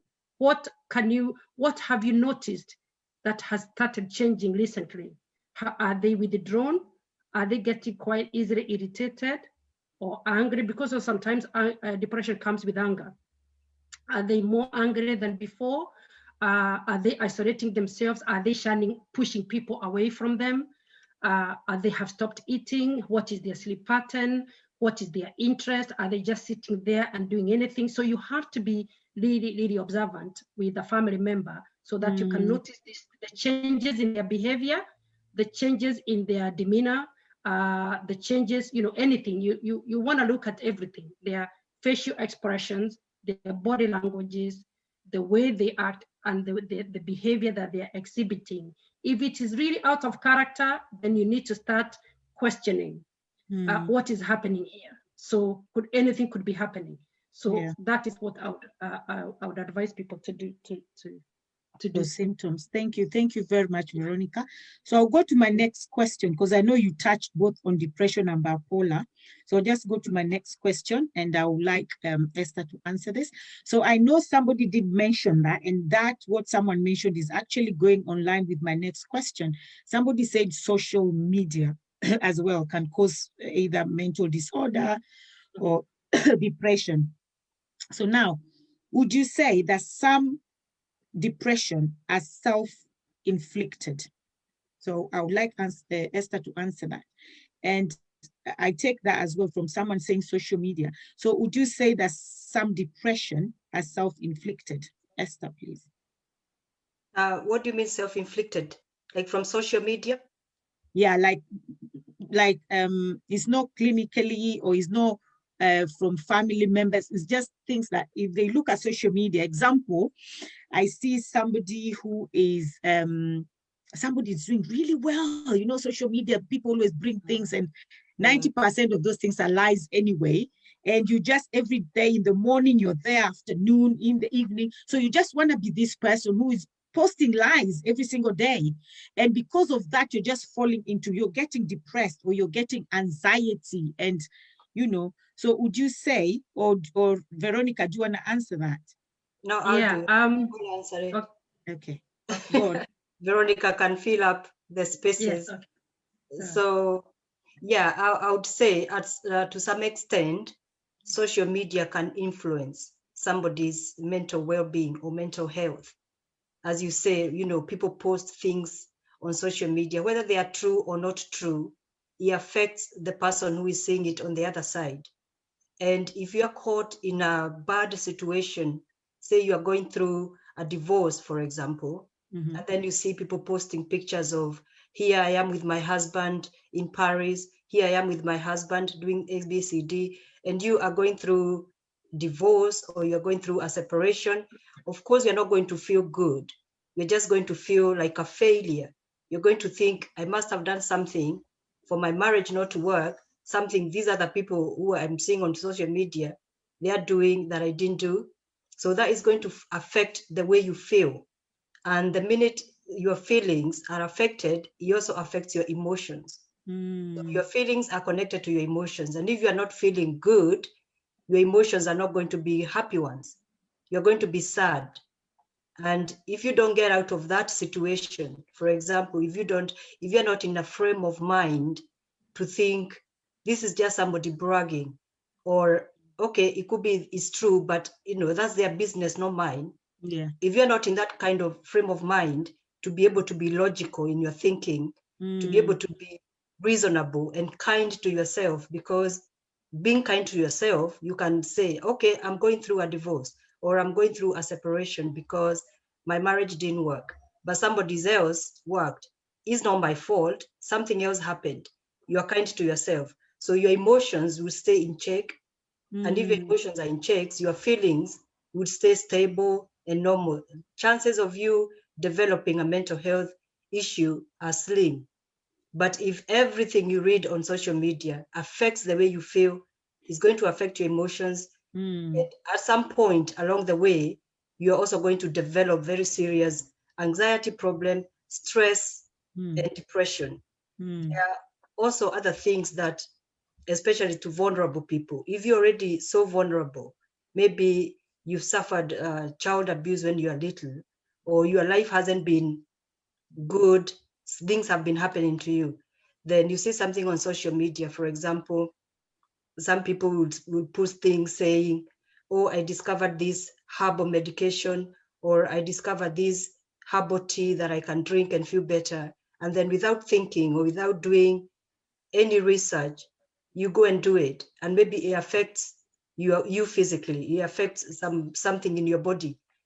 All that is going to affect you because you're not going to feel good. So for me, social media affects our mental health because of the way we view the world. If you're somewhere and you're seeing the world as this horrible place that everything bad is happening to you, and not to other people, then obviously your mental health is not going to be very good. You're not going to be a stable person. You're always going to be comparing yourself with other people and thinking their life is better than mine. And maybe it's something I did. These are the things that are going to be like a breeding ground for mental health issues. It might not happen immediately, but in a few months or in a few years, you're going to see the effect of something someone else did that affected you as a person. So yeah, I do agree social media can be, can be a breeding ground for mental health issues. And just Lydia, to can I say something? yeah. The subject about the signs of depression. Some people are very good at hiding it. Sometimes there's just no sign whatsoever. They are laughing, they're in the best mood. For example, what happened to my son, I've tried asking myself over and over and over, why didn't I not realize? Why did I not see any sign? Why did I not pick something up? Am I a bad man? Did I not notice this? Sometimes there's actually no sign whatsoever. Like the last time I saw my son was on the 12th, and he was so happy. He was happy as Larry, and I'm so glad to God that I had the chance to tell him I love you, not knowing that would be my last time forever. And there was no signs. None of his friends picked up any sign of depression, as his family, his dad didn't, nobody. And then the next thing, he was gone. So depression, I think, comes in many different ways. It's just like, some people are better than hiding. Some people cry all day long. Some people are just no sign whatsoever. I never, ever knew my son had any kind of anxiety or depression or nothing until after his death. So, okay. And that can happen. Yeah, that can happen. And sometimes that's why we talk about, and I know some people, as you say, they're very good at hiding what is happening to them. But even then, and maybe, and I don't want to say this because for you to feel like whatever, but there are things sometimes, because sometimes, when we are living with people and on a daily basis, there are things also we take for granted. So, and of course, if you don't have any idea and you don't have any alarms, of course, nothing will really come into your radar. Yeah. But it's only when sometimes I think maybe when or when there is kind of suspecting something or anything, that maybe something can come in your radar and then you can be quite observant. But I would have to say, especially families, there are things sometimes that goes off our radar because this is my son, this is my, and we all miss it even with our children, don't we? I think we miss some of these things. Yeah. And yes, again, I do agree with you. There are people who are very, very, very good at really masking and hiding it behind a mask, and especially to their families because they don't want to hurt them and they don't want to say or express what they are going through. But somewhere, somehow, maybe it was showing maybe to somebody or something. So he could have said something to someone, but then maybe those people are not also able to deduct that something somewhere is not right. And can I report this? So I think something gets lost somewhere along the way, and then it gets to be that tragic. So yeah, you're right. And sometimes in our culture, we are not looking for these symptoms. Exactly. Yeah. We don't live with people looking, are they doing this, are they doing the other? Yeah. If you see somebody happy, you're not going to say they're sick, they're having bipolar, that's a sign of bipolar, because it's a combination of so many other things. And a lot of people, especially if you've been dealing with something for so long, you know how to hide it. You know how to deal with your own without necessarily showing symptoms to anybody. When they are with you, they behave differently. But what is going on in their mind is a completely different story. Until they are on their own, then they are able to let out whatever they are feeling, let out that anger. And that's why sometimes they end up committing suicide, because they probably reached at a point they can't handle it anymore and they don't want to talk to anyone about it. So they just feel that's the only way out.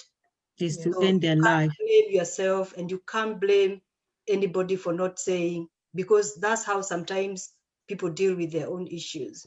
Okay. Thank you. On the topic, I wanted to add something about the social media, because that is an epidemic, as Esther is saying, is an epidemic that's gonna blow up out of proportion, because even me and you, we are all addicted to social media.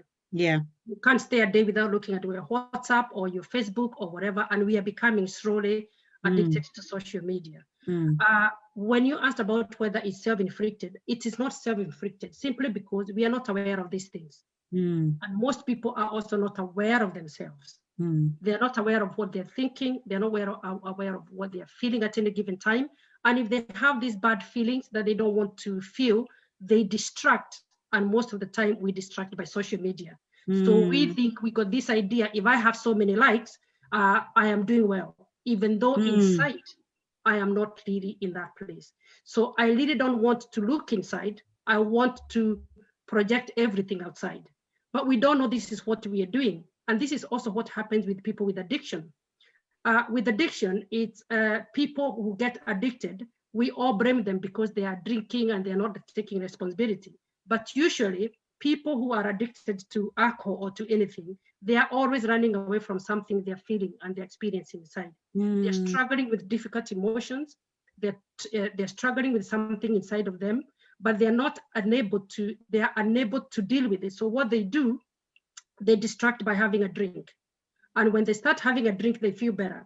And as they continue, they keep on now going back to this thing. Before they know it, they're addicted. What they do, they want to bring that emotion. They want to dampen the emotion, but they don't know this is what they're doing. So, and they don't know they have a problem.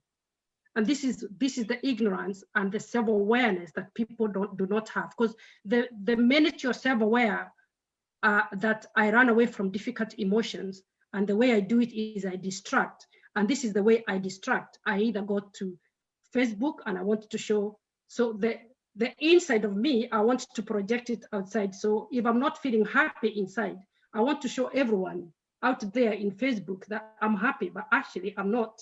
But I want everybody to think that I am this happy person who is doing so well, but inside, and I'm not ready to come to terms with that. So, and then let me even just interject there. And the sad thing is, that person you're talking about, they want to, because of what they are going through internally, they want to project whatever they're going through internally out there and portray that, oh, I'm this happy person. And when they're doing that, they're actually also affecting somebody else who is looking at them thinking, wow, so she's always so happy. Why am I not happy? So it's just this, it's a cycle. Oh God, this is so bad. It's like what Esther said. So this person is pretending here it's just a circle. I'm pretending here because I want to be happy. Let me project it out. Someone else is not really happy, looking at me thinking, wow, she's always happy. Why am I not happy? Why is that not me? And they are now getting into depression because now they're not me, but not knowing that me too, I'm in the same position as them, really. Exactly. It's just that the ways we're dealing with it is different. I'm projecting line that I'm happy, but they can't take the happiness, and now they are sad. Because that's the way the world, we have become so materialistic, we have become so unauthentic. We live in denial. So I am denying that I'm experiencing these things, and I don't want people to really think that me as Veronica, I can really be going through these things. So what do I want to do? I want to tell people and show people I'm fine. I'm this great person who is doing so well, but actually I am crumbling inside. If only I could be genuine. If only I could be open, like the way now we are talking with somebody like Cindy, who is saying, this is how things are, this is what happened. Yes, then you would I'm struggling. People would also come forward and say, you know what? This is exactly also what I'm doing. And this is what I'm, but because I'm thinking everybody else is happy, I'm the odd one out. So I have also to pretend, Yes. And nowadays, of course, the social media is the medium for everyone. We don't meet, we don't do anything. It's, we have to project to this world that everything is hunky-dory. But what? We are all struggling with something. It's not as we want to play out there. And I think the best thing is to be true to ourselves, real to ourselves. Yes. Get to know yourself very well from inside. What am I struggling with? Yes, what am I going through? Is there a way out? How can I deal with it? Rather than, because the more we prolong by pretending, the more we come crashing. And Yes. people are wondering, why did Lydia do that? We always saw her in Facebook doing all these things. Why did she tell people she was struggling? You know. So I think we need to be real. Yeah. And also just talking about, also when you're talking about Lydia, can I just add something to what Veronica is saying? Okay. So I was just going to add, it all comes round to this cultural conditioning that we've been conditioned to think. To live a good life, you have to portray one, even if when it's not really happening. Don't wash that's why I'm applauding Cindy so much. You know, yeah, because we've been conditioned to think a happy life is just, whether it's happening or not, you have to show you're happy. Yeah, and we're also living in a world that we think happiness is, we don't want to think that happiness is a process, but nobody wants to go through that process. I just want to reach. No, exactly. And it's a process, but we've forgotten it's a process. So in fact, talking about my next question is not really a question, because Veronica touched on it already, regards if anybody going through mental disorder or mental illness can be a danger to themselves or to the society. Yes, they can. And Veronica answered that already. So I'm not going to ask that question again because of time. So I'm just going I'm going to go straight to Cindy. And I'll actually just give the floor to Cindy now, because I want Cindy, this was, yes, we're talking about this, but it was also centered through Cindy because of what she went through. So I just want Cindy to tell us a little bit more about Sean, just before Sean died. Tell us about Sean, Cindy. Sean, okay, is a wonderful soul. He might not be here in person, but he'll always be here. So I'm just gonna say, I'm not gonna use was. I'm not ready yet. Lovely, wonderful person, no dramas, never had any problems with the police, never drunk alcohol, never smoked, never took any drugs. Wonderful, always smiling. Just a great person. There's nothing to say bad about Sean whatsoever. And I'm not just saying that because I'm his mom. It's just that everybody, the whole area, well, in where I live, everybody knew him, and they keep saying, "Oh, that boy, the way he was always smiling," you know. So yeah, that's Sean. I can actually testify to that because Sean went to school with my daughter, and my daughter said the same thing. She said he was never in trouble. All he did was he was just in school compound. He never go in trouble, never go excluded, never go suspended, never go detention, like they call it. He was always just a good boy. So I can actually testify to that. Yeah. So I'm just going to share a little video about Sean. I hope I play it because sometimes this technology is always. Oh, can I just say something very quickly before you share that video? Okay. I just want to say, also Sean was an entertainer. He was very good at doing accents, making people laugh, and he was an entertainer and a magician. That was his dream. So yeah, go ahead. Okay. So I hope it plays. So because sometimes these things are. So just let me know if you can see it. Yeah, we can see it. I can see it, sorry. Watch carefully, like be completely still.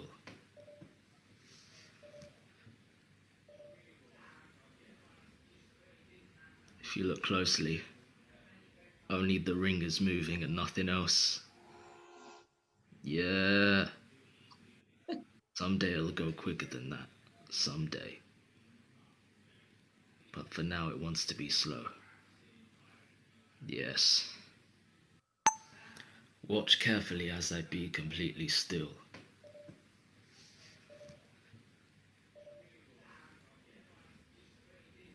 If you look closely, only the ring is moving and nothing else. Yeah. Someday it'll go quicker than that. Someday. But for now it wants to be slow. Yes. Okay.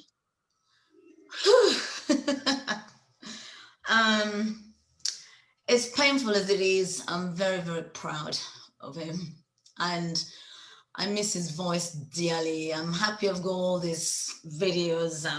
When I'm in the moment, I just play them and listen to him. And I would like to say something to young people, youth, young people. Whatever you're going through, please think before you put your family. I know Sean didn't do this on purpose to hurt his family, but I just wanted to know, once you've decided that's it, you're out of here, the rest of your family, friends, neighbors, everybody else starts a new life, which is a new beginning, which is in the beginning is a miserable life. Please seek help to anybody.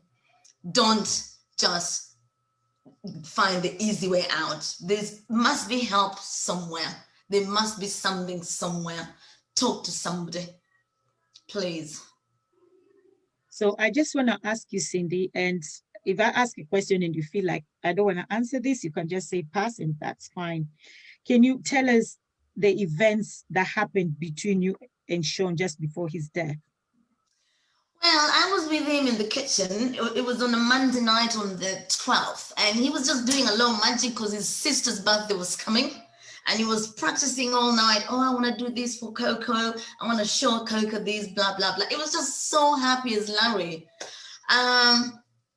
I just said, Sean, I'm getting up really early to go to work. I'm going to go to bed. Good night. I love you. And he just said, love you too, Mom. See you tomorrow. And tomorrow never came. I never saw him. That was it. It's been quite traumatizing because the police did ask if I wanted to see the CCTV of my son taking his own life. And I had to be very strong. And I said, yes, I want to see it. And it's very, very sad when you see him walking around the shopping mall. Because my son actually jumped. He killed himself. He jumped inside John Lewis in Westfield, in Stratford. And when you see the CCTV, you can see it stops, it looks up, it looks down, it looks up, it looks down. So he's thinking of suicide, but nobody can tell. All these people are minding their own business, they can't even tell. And there's a particular part, my son stands, it looks up, it looks down, and you can see the security guy coming towards him and just passing him completely. And I was just thinking, isn't it sad? Because we live in a world these days, we can't even approach each other and say, are you all right? Is everything okay? Because I'm thinking, if probably somebody had just said something to him, maybe he would have changed his mind. But like you say, everything happens for a reason that we will never know. So I wish we could just help each other more and be there for each other. If we can figure out, oh, this person seems to be in distress or is in pain, I wish we can just approach and just say, are you all right? Rather than just walk away and ignore them and let them deal with it themselves. So I would ask anybody, please, please, please, this is a terrible thing to go through. It's absolutely nightmare. Please keep an eye on SKD Foundation, which is Suicide Kills Daily, which is also my son's name, Sean Kibet Donovan.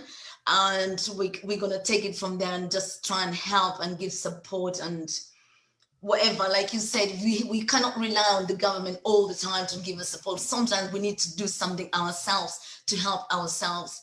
Because since Sean died, I've had no help, and I wouldn't wish this for anybody. So Cindy, I wanted to ask, when did you have any clue that Sean was going through any difficulties, any mental disorders, any mental illness? Nothing. So when did you find out? When did you find out that he was actually going through mental? When Sean died, we decided, let's have a look what's on his phone. And we managed to unblock the phone, or rather my brother, and going through the selfies and the videos, I came across a video of Sean basically just crying so much. And I'm downstairs, I can hear myself downstairs, you know, cooking, getting on with the normal life, but he's in his bedroom just crying. blaming himself. He had so much anxiety about what kind of job he would do, and why is he not good enough? That's when I realized, oh, I had no idea my child was suffering like this, because it was all in the phone. But when he comes downstairs, he's smiling again. Hi, Mom. Everything is fine. So yeah, I only found out he had severe anxiety after his death. I'm so sorry again, Cindy. I'll just say I'm so sorry. And with all these events that have happened from Sean dying to now, how does that make you feel? I thank God because I have 2 other children. Because immediately I was a single mom. I was a single mom to my child. We were together for so long. And when he died, I kept thinking, I just want to go out to that place and jump. I want to go and follow my child. I need to go and be with my kid. And then, thank you, Lord Jesus, God, I've got 2 little children at home. Because of them, I want to live life and be there for them. And then I keep thinking, if I take that path as Sean is not going to be proud of me, because Sean was a wonderful sibling and he wants me to be there to take care of his siblings. So one day I'm up and down, I'm up and down. I'm so proud of you, Cindy. I don't know what to say. It's really touching what you've gone through. And thank you so much for coming and talking about it, because I know that I know I met you when you're in that state of, I don't want to talk about it, people will judge me. And I know we spoke and we were like, well, if anybody wants to judge you, that's their problem, because everybody goes through something in their life, in their lifetime. And things like this, like we spoke earlier as well, nobody is immune to any of these things happening to them, to the causes of either mental disorder or mental health. And I know it took you time to come out. And when you came out, you're like, you know, I don't care. You went on Facebook, wrote it. And in fact, nobody ever judged you. That's the thing. So we live with the fear of the unknown, I would say, fear of the unknown. And nobody judged you, Cindy. And people are there for you, even though now I know you feel people have gone, there's no support. And I'm so proud that you've not sat down and said, because people are not helping me, you start throwing toys out of the tantrum. You've said it yourself that you're going to take it up and do something yourself. So you don't really care who is there or not. So I just want to read some stuff again, just to say thank you so much for everybody who is following, everybody who is watching us. And I've actually lost some comments because my phone rang, and I hate when that happens. Really hate it. Stop calling me at this time. Don't call me, please, because you make me lose my comments. So I've lost a lot of comments because somebody called me. So I'll just read what I have here. But I'll say thank you so much, everybody. If I don't read your comment, probably I've lost it. And I'm sorry, but thank you for watching. Thank you for sharing. Thank you for your comments. Thank you for your solutions and ideas as well. So Cindy, thank you for inviting me to join you tonight. Great discussion. And also many people want to help others, but fear being fined or worst. Okay, some people want to help others, but they fear being fined. I don't know what that means, but yeah, probably they fear someone saying something. So many people usually want to reach out for help, but some people put family opinions, etc., at the forefront of not seeing help. Some people go through trauma, abuse, etc., and can't open up to close family, and as such, sink into depression and battle. Different mental issues. By the time they are seeking medical help, the damage is usually too deep. Yes, that's what someone says. And then we also have to remember that someone suffering from a mental health disorder can't always analyze or think logical. So when people put things on social media, they don't always think about the consequences of everyone who comes across it. And it's not always easy to filter social media. Yeah, social media can be a real trigger for young people because they are so vulnerable. I don't think it's just for young people. Actually, it can just be a trigger for even us, big people. Yeah. And then someone said, well done, Tim. Greatly appreciate the topic. How do we get someone to talk when they have a problem? Okay, that's a question now.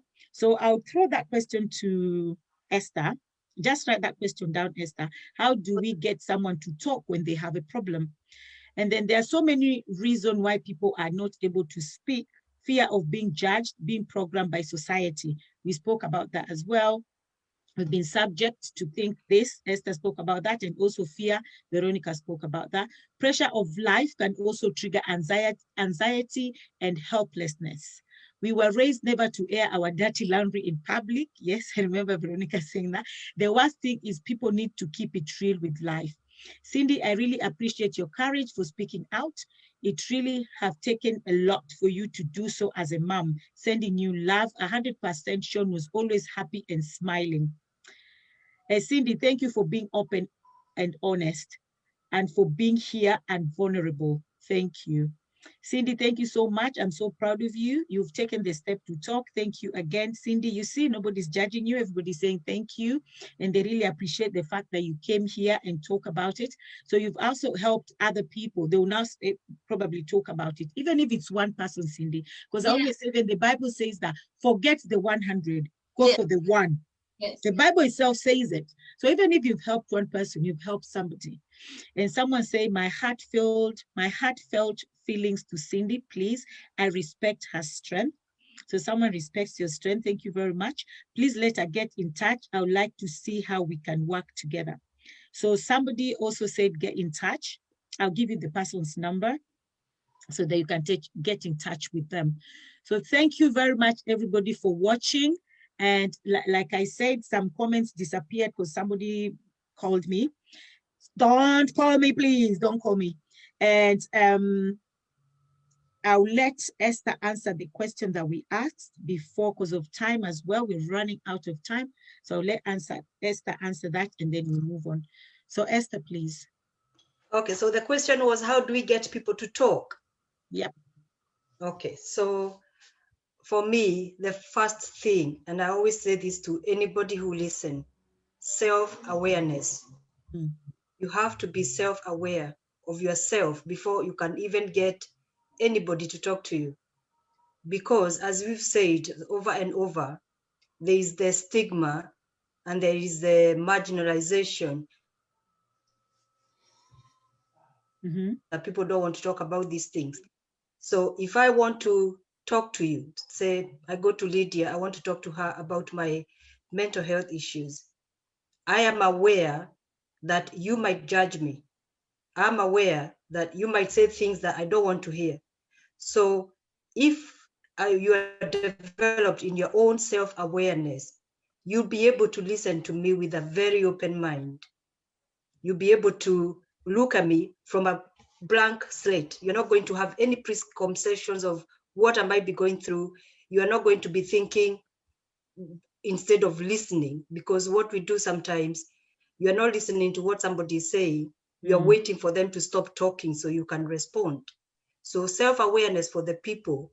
If I'm self-aware and I know what my limitations are, what my values in life are, what are my beliefs. So a person coming to me to talk to me about anything, I will be very open. I'll be like listening to them for the first time. I will not judge them on anything, not on my beliefs, not on my values, not of what I think I know or what I think they should know.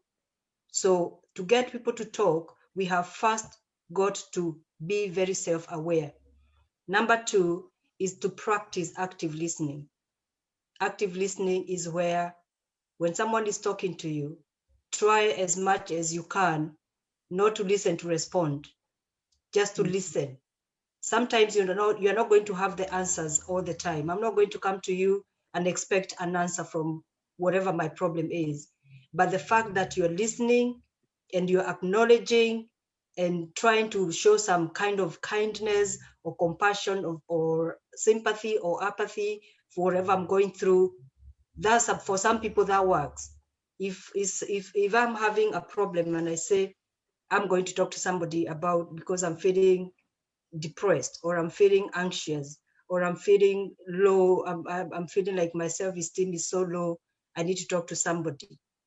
that person might not be a professional. And even if they were a professional, even professionals, as Veronica can attest, they do more listening than talking.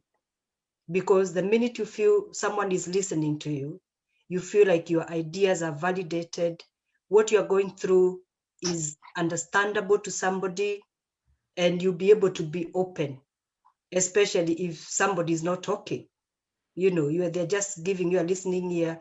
They're making some facial expressions to show their kind and their compassion. And another thing is the words we use. When you're talking to somebody, okay, you've done the self-awareness, you know yourself, and you're not going to judge, and you're going to put your beliefs and your values on the side. You've also listened to the person, actively listening to them, you're showing them compassion. If they give you a chance to speak, you have to be very careful of the words we use.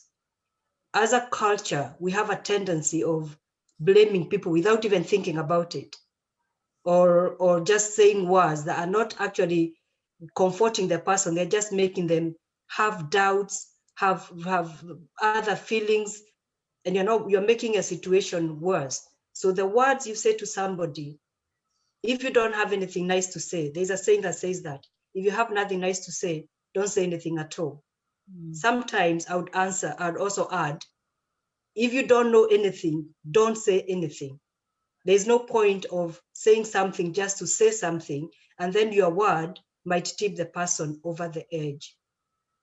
And because of, sometimes I even say this about myself, because of the culture we come from, sometimes when you're talking, people think we are fighting, even when we are saying nice things to each other, because sometimes we talk higher than we're supposed to, and our words don't come across as compassionate. We come across that we are being cross to somebody, or we are telling people off, where you're trying to advise them. So just being aware of the way we phrase the words we use, that can get somebody to talk. That can get somebody to think, okay, this person is actually saying things that resonates with me, or this person is saying things that are making me feel better than I was a few minutes or a few days ago. So I'm going to keep talking to this person, even if most of the times they are not talking, or most of the times they're just there.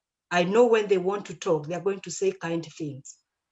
And a part of being self-aware, because you develop these skills as you go along, talking to yourself kindly. If you do that, you're going to project that on other people when you have a chance to talk to somebody. So that's some of the things that I would say would make other people talk to you. Okay. Thank you. Thank you very much for that. So it's about listen to understand, not to respond. So it's about listen to understand, not to respond, because we are so quick to, when are you gonna finish? Even before they finish, yeah. So we need to listen to understand. And just we are so quick to respond to things that you're not even meant to respond to that. So I'll ask you, Veronica, can it be avoided? Can mental illness or mental disorder, can it be avoided? Oh, yes, it can be avoided. That just like any other health, we can be able to avoid by our lifestyle. But one of the things we have to do is to know ourselves. So by knowing yourself very well, knowing about your emotions, what makes you feel bad, how does A and B affect you, in terms of, and that is what we call mental well-being. Like as I say, so if you had diabetes, the fact that you have diabetes does not mean that you can lead a normal productive life. All you have to do is to know that I have diabetes, I've got to take my medication, I've got to do exercises, and I've got to stop eating what will inflame my diabetes. So even with the mental health, irrespective whether you have a diagnosis or not, even when you have a diagnosis of mental health, the idea is to know yourself very well. So what is my mental health problem? What makes it? What are the triggers? What makes me feel better? Because the idea is really to know yourself. And when you have a mentor, because sometimes you can have a mentor diagnosed with a mentor, and then you start defining yourself with that label, and then you start feeling like you're not worth it. And because I have this mental health, that means life is not worth living and all that. That's not the thing here. The thing is do I have a mental health? Yes. It's just acceptance. You just accept that the diagnosis, but it's not that you're accepting it to define you and to make you feel like life is not worth it. It's just to know, this is me. I have this diagnosis. I do this sometimes. I do get depressed sometimes, or I feel like this sometimes. So how can I manage this so that I can lead a functional life? Because the idea here is to lead a functional life, that you are going through your daily life and you're achieving the things you want to achieve.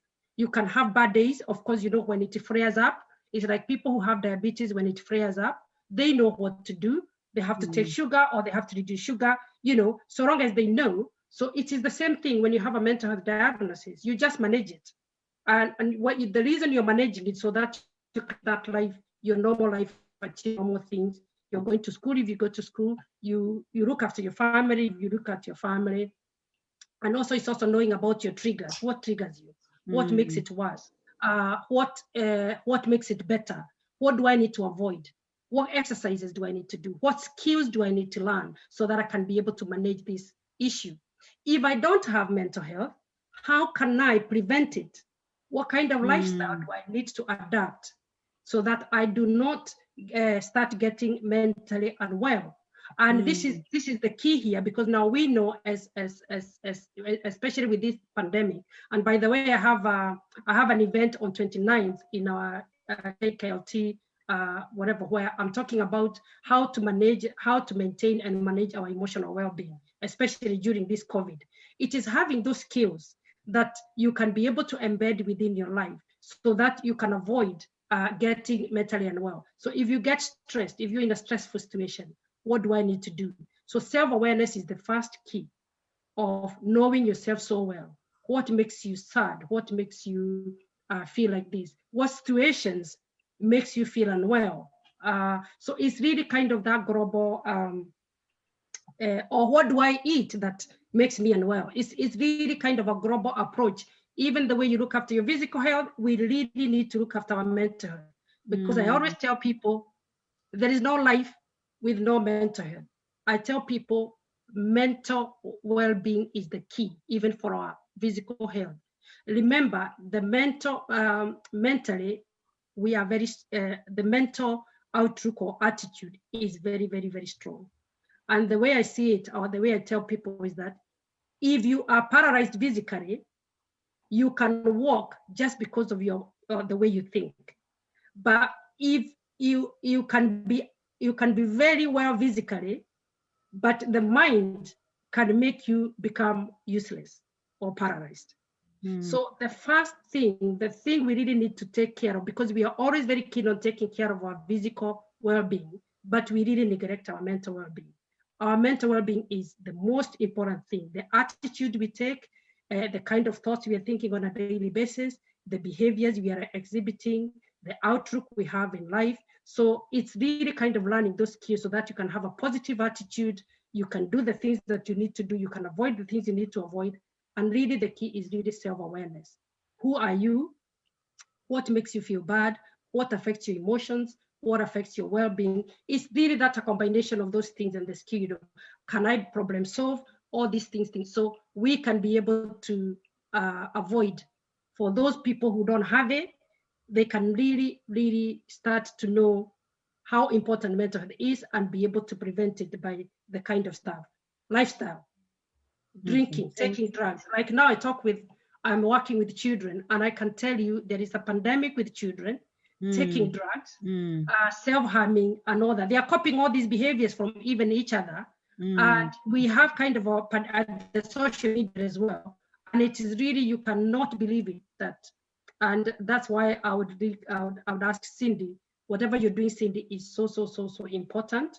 So go ahead and do it, because I have seen, I'm dealing with parents who are so devastated when they learn about even what their children are doing.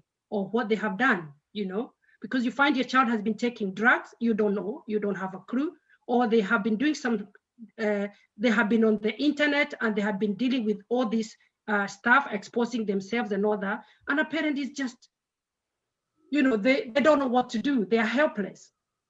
So it's really kind of being very aware, very observant, checking on these things so that we can be able to avoid these things happening to ourselves and even to our families. So I think that I could round it up like that. It's preventable. And when we have it, it's manageable.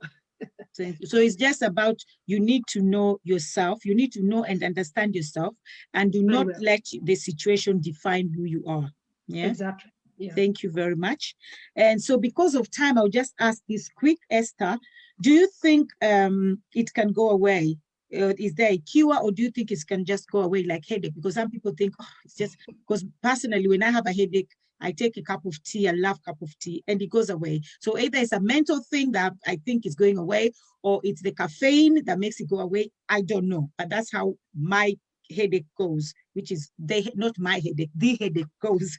If I say mine, I'm defining it and accepting it, which I'm not. So can it just go away? Can mental illness or mental disorder just go away, Esther? Okay, I think, as I said before, and Veronica has said it again, our own self-awareness and learning about ourselves. I do believe there are some mental illnesses out there that can go away, that do not even need to exist. It is because sometimes it's all in your mind. You can tell your mind that I am actually depressed, and you will be depressed. Or you can tell your mind, I'm not depressed, and you will not be depressed. But obviously, there are some illnesses out there that are so severe, it will take a long time for them to eventually end.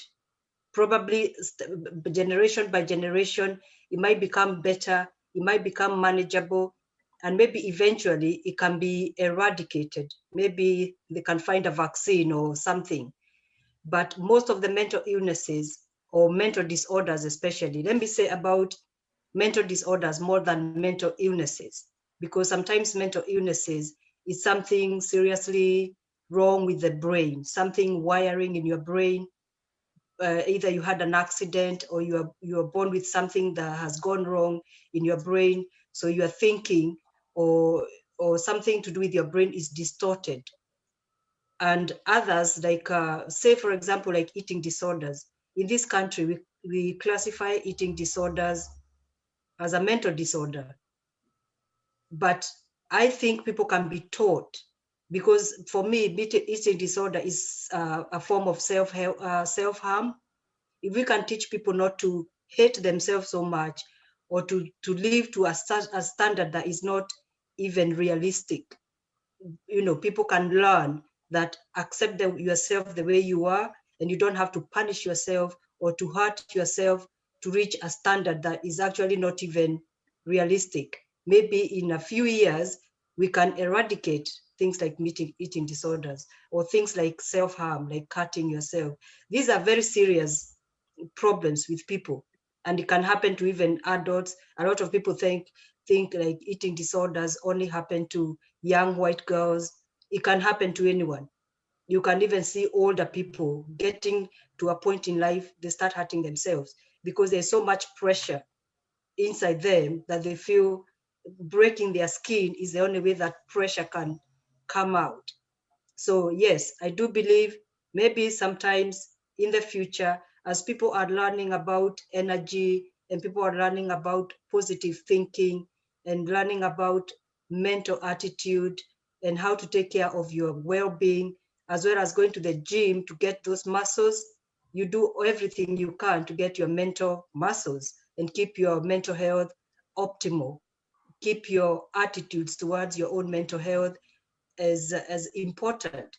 Because if you have, as Veronica said at the beginning, if you break your arm, I don't have to tell you to go to A&E. You'll go there straight away. But if you have a mental health problem, it will take a miracle for most of us to even seek help.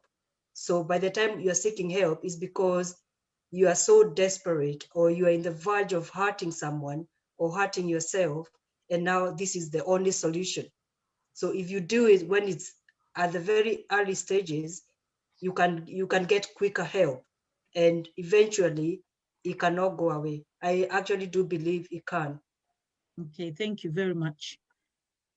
Can I add something, Lydia? We haven't mentioned here because of our community and where we come from. The belief, and I think Esther mentioned about belief. I know that although we came to the West, sometimes our beliefs are also grounded in where we come from. So you'd find people who have families who start experiencing mental health problems. They start thinking of those things like witchcraft or curses or whatever, and they don't take their loved ones to hospital because they have this belief.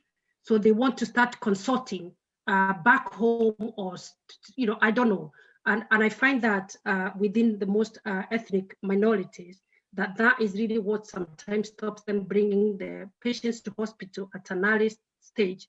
They always bring them at a point of crisis because they can't handle it anymore. But when they start noticing this thing, they start consulting back home. What do you think is in the family? Oh, I think there is this curse from so and so. I think this is witchcraft. I don't know this thing. I think we need to stop being ignorant and read about mental health and know more about mental health, so that when we experience these things and when they start happening, we are quick to really seek the help that we need to get, and to learn the skills that we need to learn so that we can get better. Otherwise, that is why sometimes you find families, they are having issues because that is where they go first. And I hope that point makes sense. Yeah. That through experience of what I have experienced when I see patients in NHS, that is what really kind of comes in. And although maybe it might not be probably in our Kenyan or whatever, this is what I find even with other cultures, that you would find the mother or the grandmother coming and saying something off-hard, and then then the reason they were not bringing their loved ones to hospital first is because they were consulting back home because they're thinking they're cursed or they got this witchcraft nonsense. I mean, I don't know whether to call it nonsense. I think I'm really happy that you touched that, Veronica. It is total nonsense. I'm happy that you touched that, because I've seen in other culture where children have been killed. There's a child who they put a screw in her head that she was a witch. This girl was only 5 years old, and they put it that they say she's a witch. So I'm happy that you brought it. That's total rubbish, rubbish.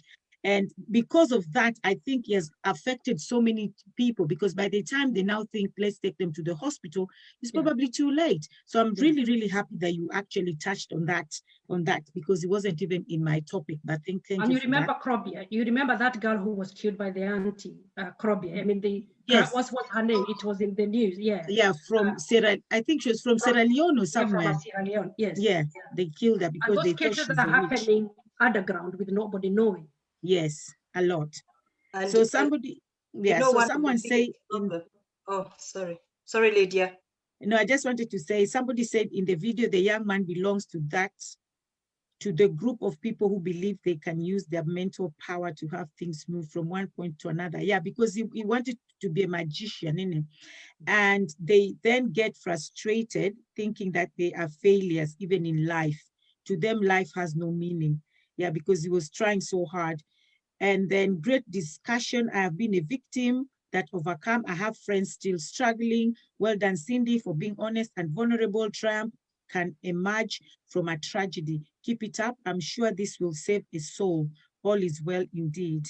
I second that. Somebody just second what the pastor said. That was actually what somebody said.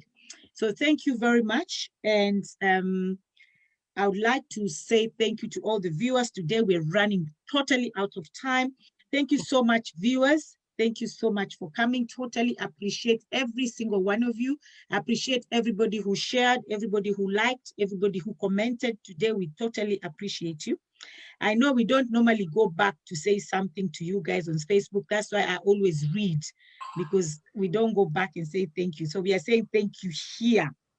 Somebody said this topic is deep. We need a part 2. So we are going to probably have a part 2 a month from now. We're going to have a part 2 because we have so many programs that everybody requests for a part 2. But I know this one is the beginning of our existence, because the beginning of existence is our health, is our mental health, our mental well-being, our mental, everything starts from the mind. Okay, so this is the beginning of existence. So I think we should have a second one very soon, and we'll come back very soon indeed. So thank you very much, everybody. Thank you, Cindy. Thank you so much. You just don't know who you've touched today, and you've touched so many people. So thank you, Cindy. And thank you, Veronica. Thank you so much.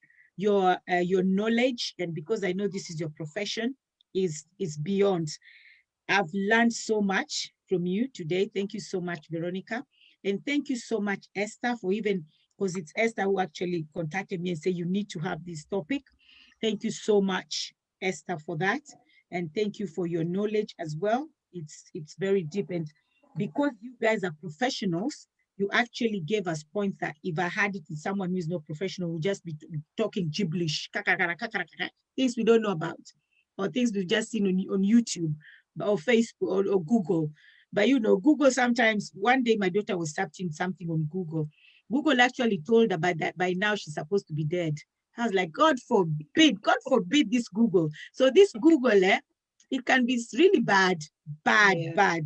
So I don't rely on it. So that's why I'm happy that you guys were here. Cindy, my heart goes out to you, Lydia and guests. Thanks for bringing this important conversation to the table. And again, yes, we do need a repeat of this. And Lydia, very quick, I look forward to having part 2, but I also want to say, if anybody wants to get in touch with me in regards with suicide, counseling, help, one-to-one support, they can contact you, and you got all my details, and you can connect us, because people do need help out and there. You guys can actually put your details as well, because I know all of you are on Facebook. You can actually put your details there on my page, so you can put your details as well. And because the next thing I was coming to ask for is how to get help, where to find help.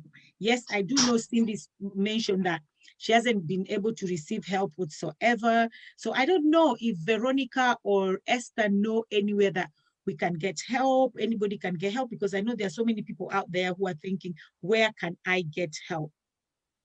As Cindy mentioned, she's mentioned about cruise. There is also another website called Sue Rider. And there is the Samaritans. Samaritans, for me, I find they are more helpful than the reason I do this is because, as you know, Lydia, on my website, I try to do a lot of psychoeducation, which I think is what we need, especially in our culture, because of the thing that Veronica mentioned about witchcraft, that's where we go first before we seek professional help. So yeah, those are the ones I know. And what's the other one? So did you say Sue Rider? Sue Rider, yeah. Is that S-U-E and then R-Y-D-E-R? Sue Rider, Cruise, and the Samaritans. Yeah, I can't think of another one at the top of my head at the moment. There is the mind. There is the mind. The mind. Oh, I was talking about those ones I gave are the best ones for bereavement and your mental health. Okay. So someone says Samaritans are great. So I think they've used it before. So guys, you had that. There's a Sue Rider Cruise, and then there's Sue Rider and Cruise. They are two different organizations. Oh, Cruise is different. Okay. Yeah, they do very good with mental health and bereavement. The other thing I tell people is that don't be afraid to spend money on your health. You are the most important thing. So don't sit there and wait for yourself to die or to get worse.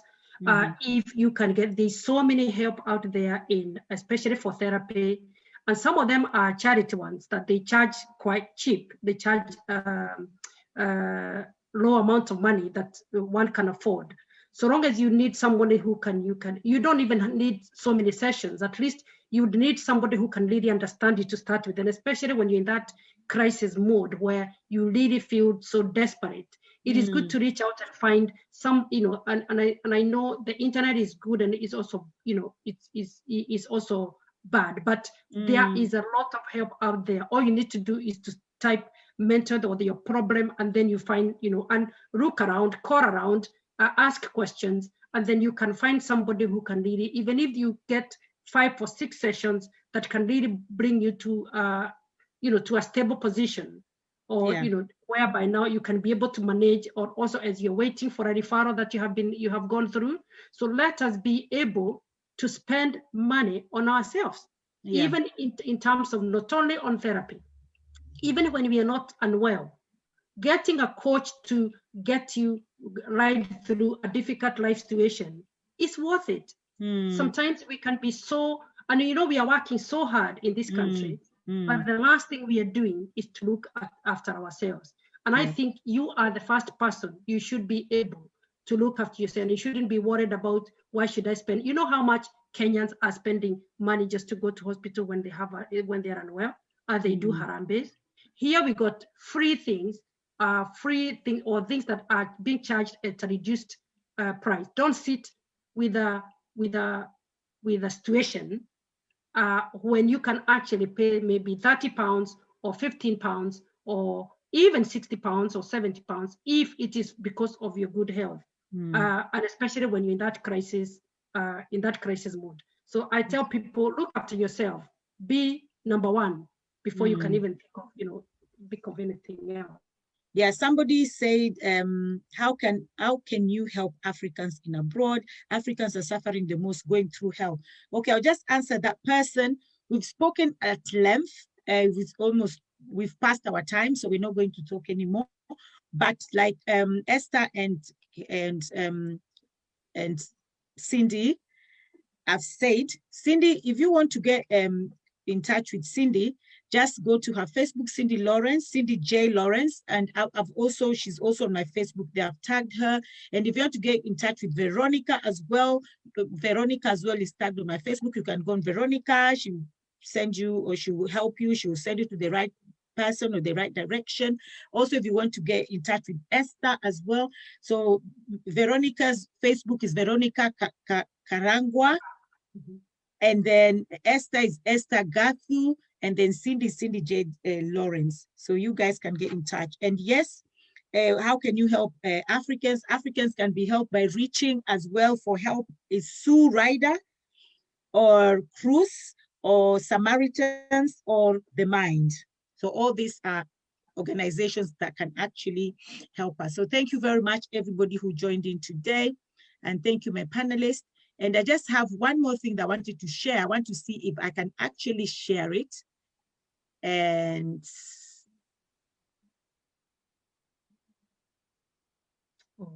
can you see that? Yeah. Okay. That's shown again. I just wanted to share that. I'll put the ball in my pocket. I'm going to make the ball magically travel back into the vase. Say a magic word. Wow.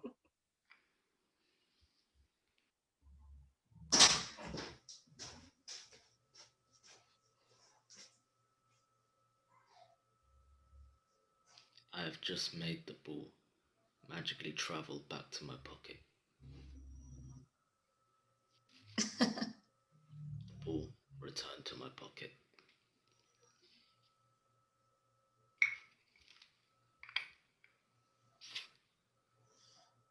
Magic effect, the traveling ball.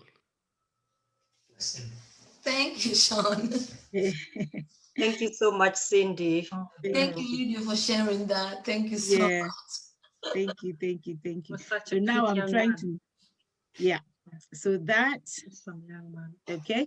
Thank you very much. So guys, that was Sean. The reason I showed that video, probably some people who just came will be thinking, who is that handsome young guy? That is Sean.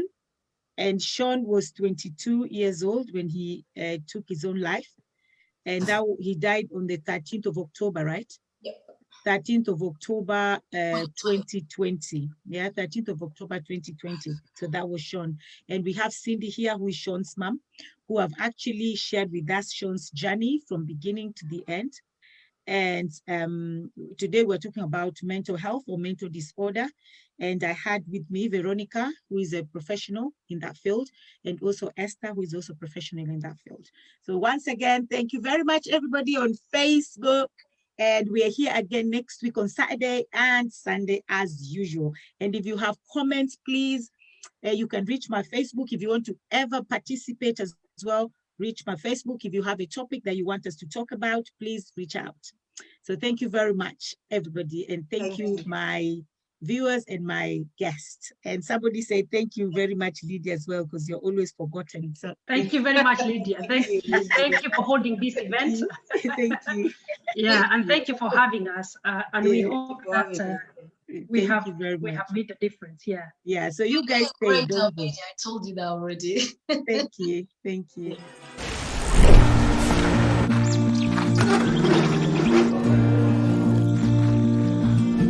At World Remit, we understand what the journey is about, how it can sometimes take a little distance to bring us a little closer together.